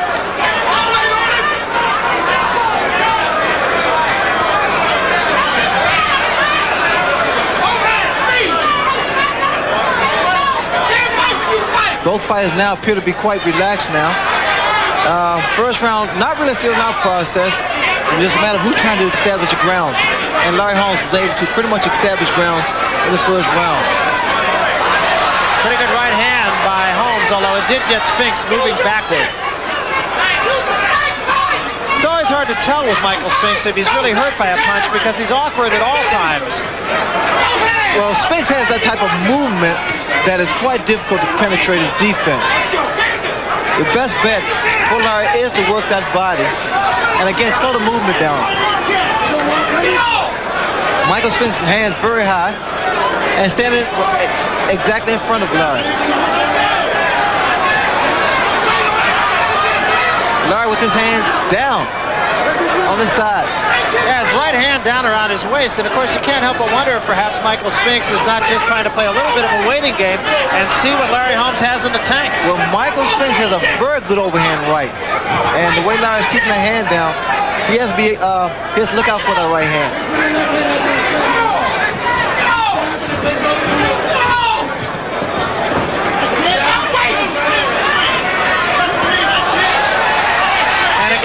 Scores with the right hand, but he always gets Spinks moving backwards.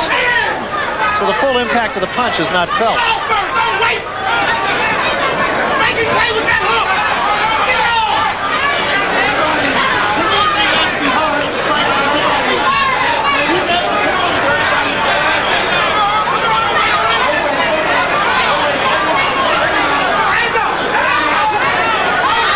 Spinks on his bicycle, trying to keep Larry Holmes in the center of the ring if he can.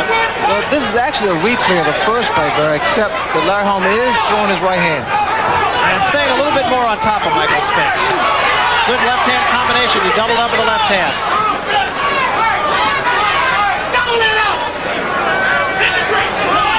I think the crowd is really waiting for Michael to turn it on power on. That was a good combination again by Holmes, and Spinks is hurt. The right hand did hurt. Put him on the forehead, as a matter of fact. And Spinks trying to stay out of harm's way. No question he was hurt. And Holmes digs downstairs. Holmes is a very good finisher. He gets his man hurt. That's when he works his right hand a great deal. He measures with the left jab. Another good right hand behind the left jab by Larry Holmes. Big round for Holmes.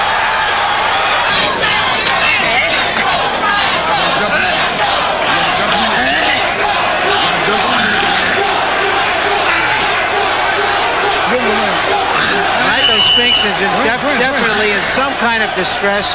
I don't know what it is.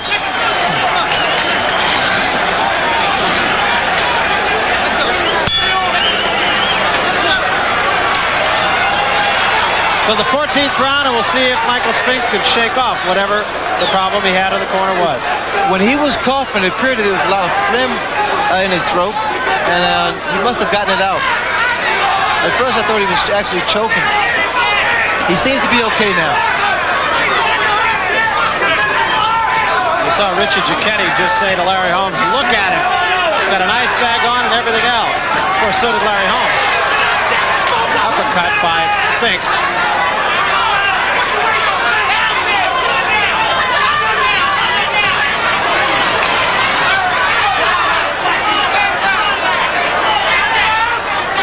Michael again walking away. These are two very important rounds for both fighters.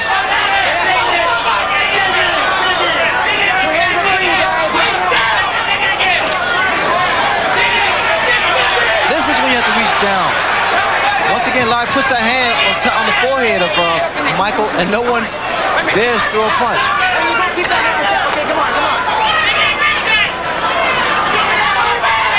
And under the right eye of Larry Holmes now, what was just a swelling has a little reddening to it now, but again, just about 4.5 minutes left in this fight. Larry now is starting to put two punches together, but he can't just stand there. You see what's happening? It's like a right hand hurt. Good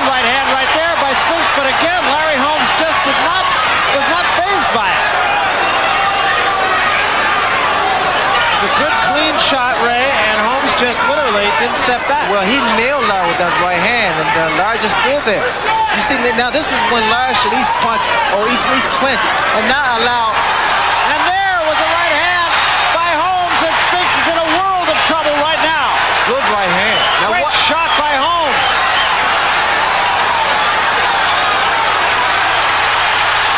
This is when Larry gets his man out of there. And Spinks is all but out. Holmes looking for the one finisher. Spinks trying to fight off the ropes. Oh, I don't understand this. Why don't Larry go for him? Larry just has not gotten up on top of Michael Spinks. It's a big opportunity here. Larry Holmes himself said, I don't want to leave this to the judges. And now he's got a chance, and he's not pouncing on Michael Spinks. I can't believe this. Another right hand by Larry Holmes. Now he's on that.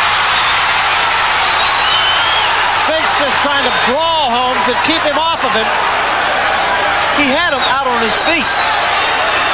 And now Spinks, showing the heart that he has as a champion, is trying to come back. What really surprises me, Larry Merchant, I always thought Larry Holmes was a great finisher. Well, he's very tired, but that was the best round of the 29 rounds they've met. And he was fun, Bill. The question is whether that one big right hand will offset all of the clean punches that Michael Spinks landed in that round. All right.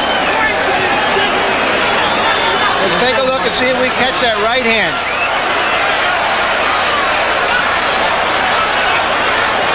Caught him cleanly.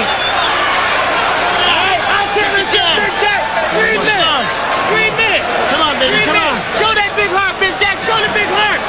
Keep on going, Big Jack. Keep on going. Be the boss. Be the boss. Don't Take wait it on. inside. Big Jack, come on. Come on, baby. Come on. Come on, baby. Come on.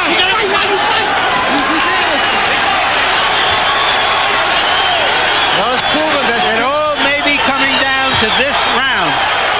For sure, Larry. I mean, it proved that Spinks was not able to hurt Michael, and Larry was able to hurt Spinks. Well, I've got Larry Holmes ahead by 4 points at this point, Larry. I think that Michael Spinks has to knock him out in the last round to win the fight. All right, we'll see. Remember, we've said it time and again, we've seen some very unusual decisions here in Nevada. And as we said earlier, there's a lot of ways that you can look at this fight. Both guys just stand there parrying each other with the left jab, and they both want to throw the right hand.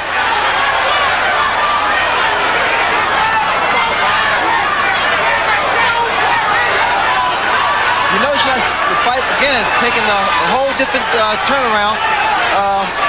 Both fighters now has become very aggressive.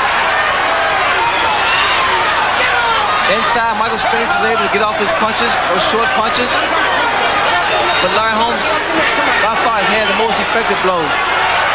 Right hand by Holmes. This is history in the making for Larry Holmes to be able to regain his title. Trying to be the third man to do so. Muhammad Ali, of course, the most recent.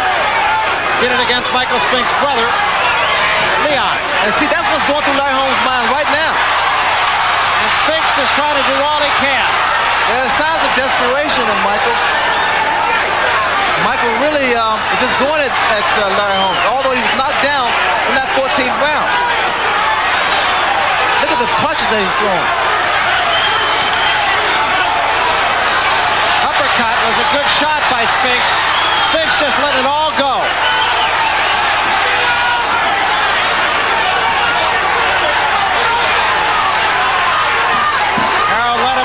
Unofficially, our judge at ringside feeling that Michael Spinks must knock Larry Holmes out. Spinks trying for all the world to do it. Holmes does not appear to have been hurt throughout the fight. Michael buckled again just now by the right hand of Larry Holmes. He knows he's retreating. Larry normally a good finisher, but I think he's so tired now that he's not able to adjust to Michael's movement. Trying to drop that right hand. Less than 40 seconds left. I see Larry Holmes as the new champion. Crowd to a number on its feet here. They all chant Larry, Larry. And they all think their guy has won it. When Larry has fought like a champion, Michael Spinks has shown the determination by getting off the canvas in the 14th round, the heart of a champion. 10 seconds, there'll be no knockout in this fight. Just look at Larry go to work. It's over. Ladies and gentlemen, here is the decision of the judges. Judge Frank Burnett scores 144 Spinks, 141 Holmes.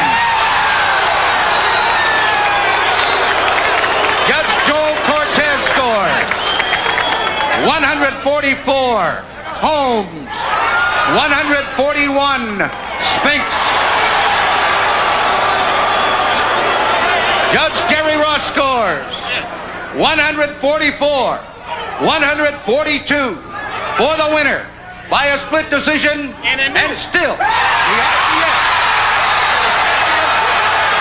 Well, as I said,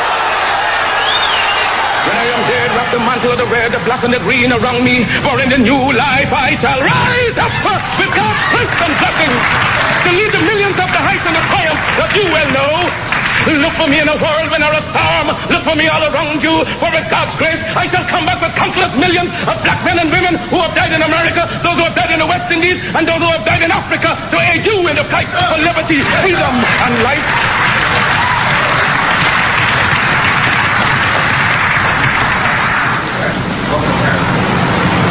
Any leadership that teaches you to depend upon another race is a leadership that will enslave you. Any leadership that teaches you to depend upon another race is a leadership that will enslave you. They gave leadership to our foreparents, and that leadership made them slaves. But we have decided to find a leadership of our own to make ourselves free men. Our great scholars, having passed through the colleges and universities, have thrown away the blessed record. Babylon did it. Assyria did it. France under Napoleon did it. Germany under Prince von Bismarck did it. England under America under George Washington did it. Africa with 400 million black people can do it. If you cannot do it, if you are not prepared to do it, then you will die. You race of cowards, you race of imbeciles, you race of good for nothing. If you cannot do what other men have done, what other nations have done, what other races have done, then you have better die.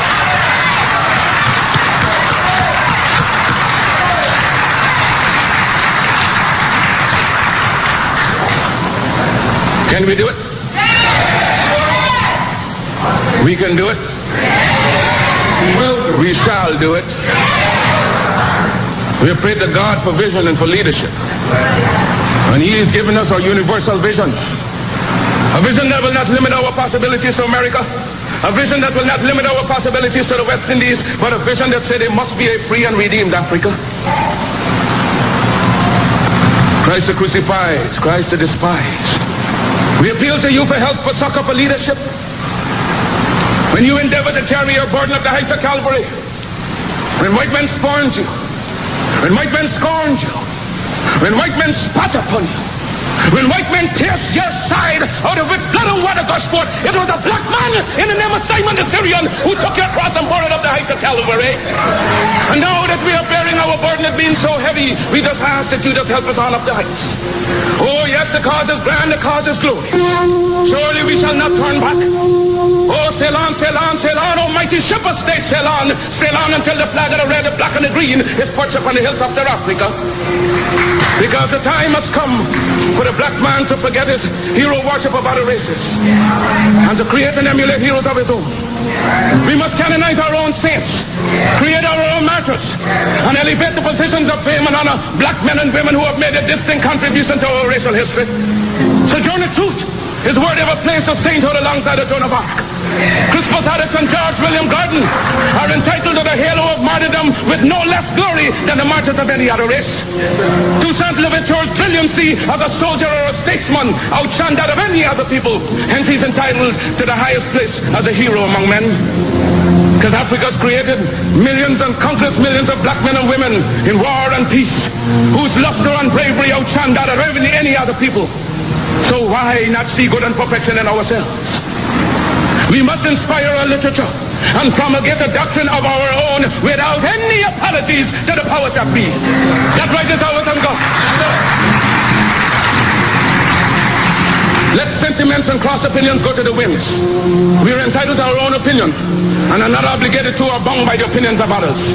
If others laugh at you, return the laughter to them. If they mimic you, return the compliment with equal force. Because they have no more right to dishonor, discredit you in manhood than you have in dealing with them. Honor them when they honor you. Disrespect and disregard them when they vilely treat you. Their arrogance is but skin deep, an assumption that has no foundation in morals or in law. They have sprung from the same family tree of obscurity as we have. Their history is as rude in its primitiveness as ours. Their ancestors were running wild in living in trees of branches like monkeys as ours. They made human sacrifices, ate the flesh of their own dead and wild meat from beasts for centuries, even as they have accused us of doing. Their cannibalism is more prolonged than ours. When we were embracing the banks of the Nile, they were still drinking blood out of the skulls of their conquered dead. After our civilization had reached the noonday of progress, they were still living in holes with bats, rats, and other insects and animals. After we had already unfathomed the mystery of the stars and reduced the heavenly constellations to minute and regular calculus, they were still backwoodsmen living in ignorance and in blatant darkness.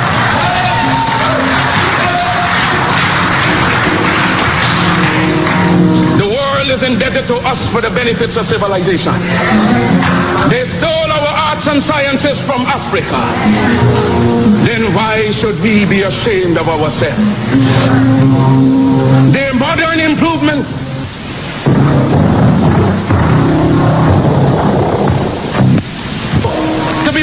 to be reflected and resurrected by our generation and our posterity. Why should we be discouraged if somebody laughs at us today? Who's to tell what tomorrow will bring forth? Did they not laugh at Christ, Moses, Muhammad? Was there not a Carthage, Greece, and Rome? So we see and have changes every day. So pray, work, be steadfast, and be not dismayed. Because as the Jew is held together by his religion, the white race is by the assumption and the unwritten law of superiority, the Mongolian by the precious tie of blood, likewise the black man must unite in one grand racial hierarchy. Our union must know no clime, no nationality, but let us all hold together in every country, in every clime, making a racial empire upon which the sun shall never set.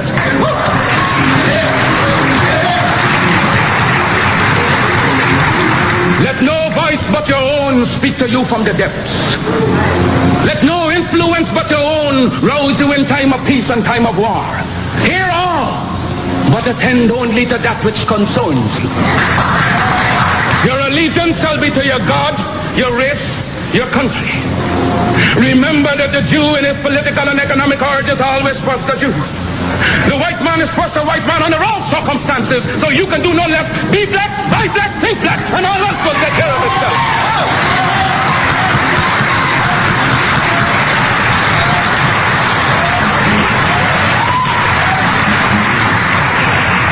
Let no one inoculate you with evil doctrines to suit his own convenience.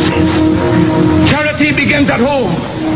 So first to thyself be true, and thou canst not then depart to no man. Because God and nature first made us what we are. And out of our own creative genius we make ourselves what we want to be. Follow always that great law. Let God and the sky be our limit and eternity our measurement. There is no height to which you cannot climb without the active intelligence of your own mind. Mind creates, and as much as we desire in nature, we can have through the creation of our own mind. And today, being scientifically the weaker race, you shall treat others only as they treat you.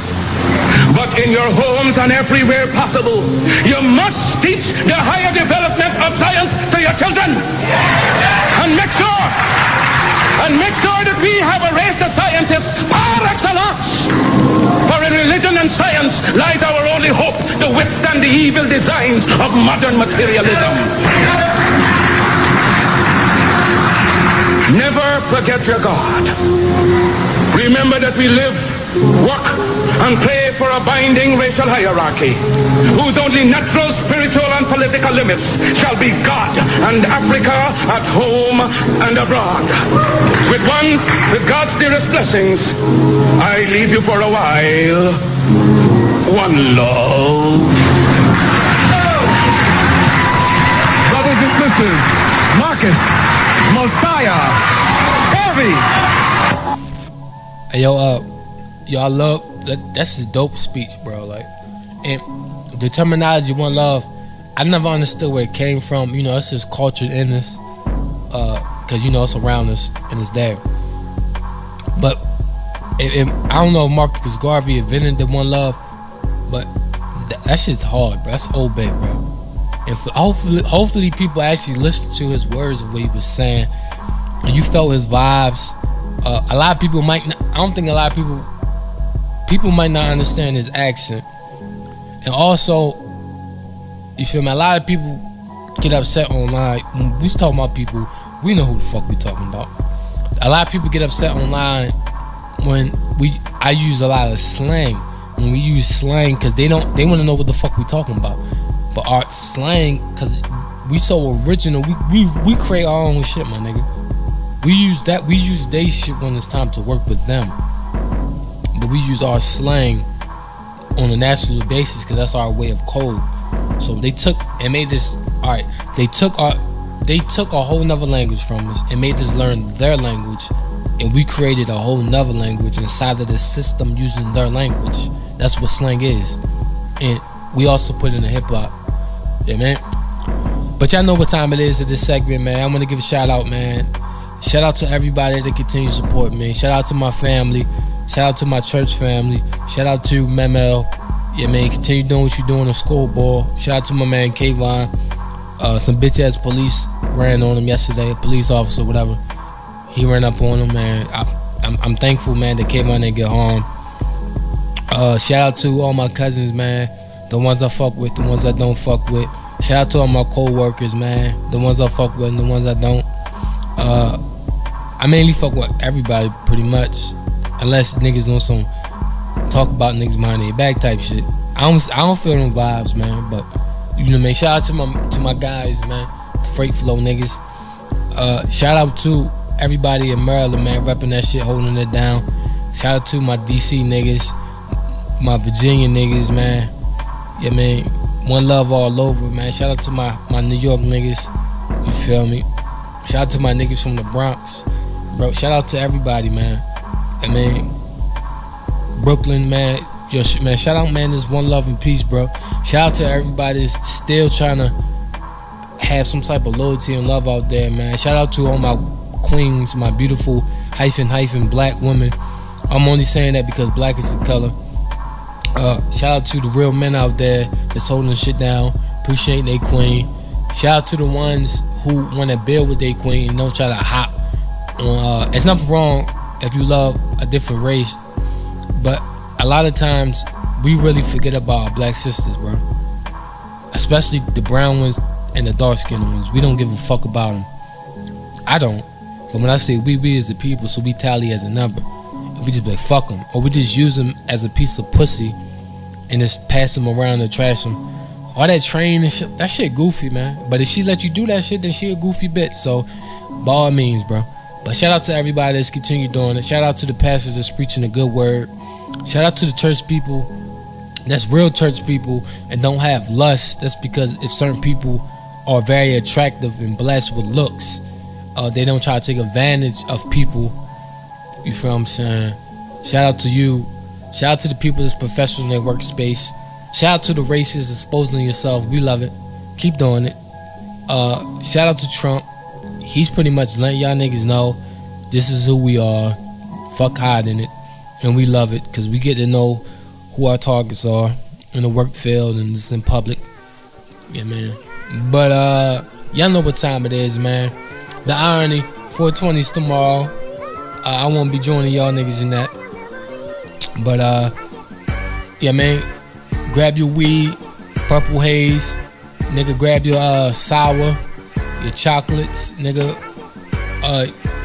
grab your motherfucking Gorilla Glue. You got your weed pen, nigga, vape. Niggas can't smell it. Nigga, do you, nigga, get your Newports. If a nigga got a loose one, you might get a deal. You out on a low. You feel me? Niggas drink your Coronas. You know, niggas love Hennessy. I don't fuck with it, never drink it.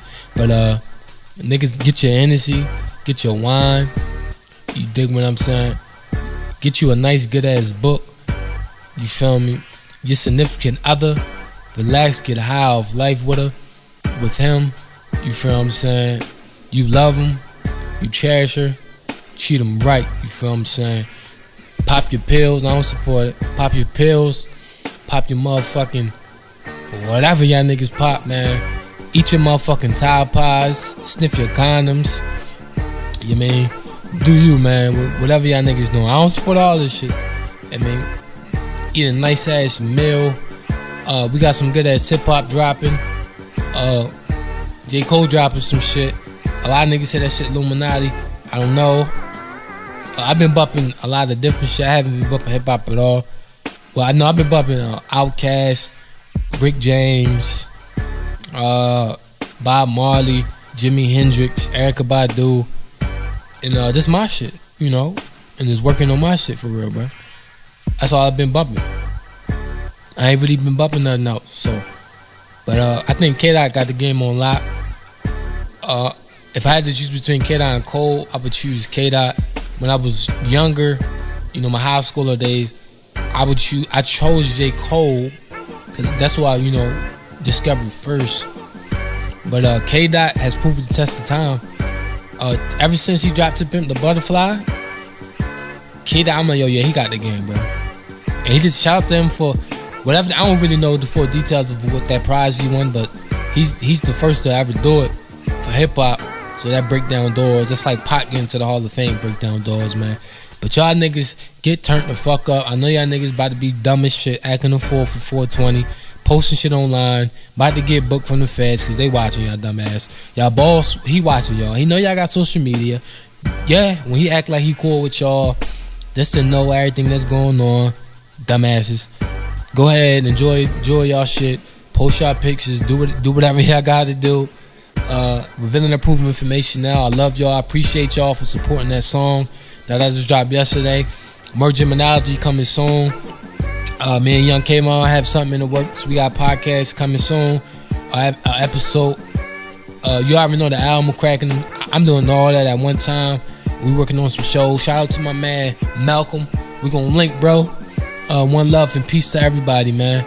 I love y'all. Revealing and proving information now.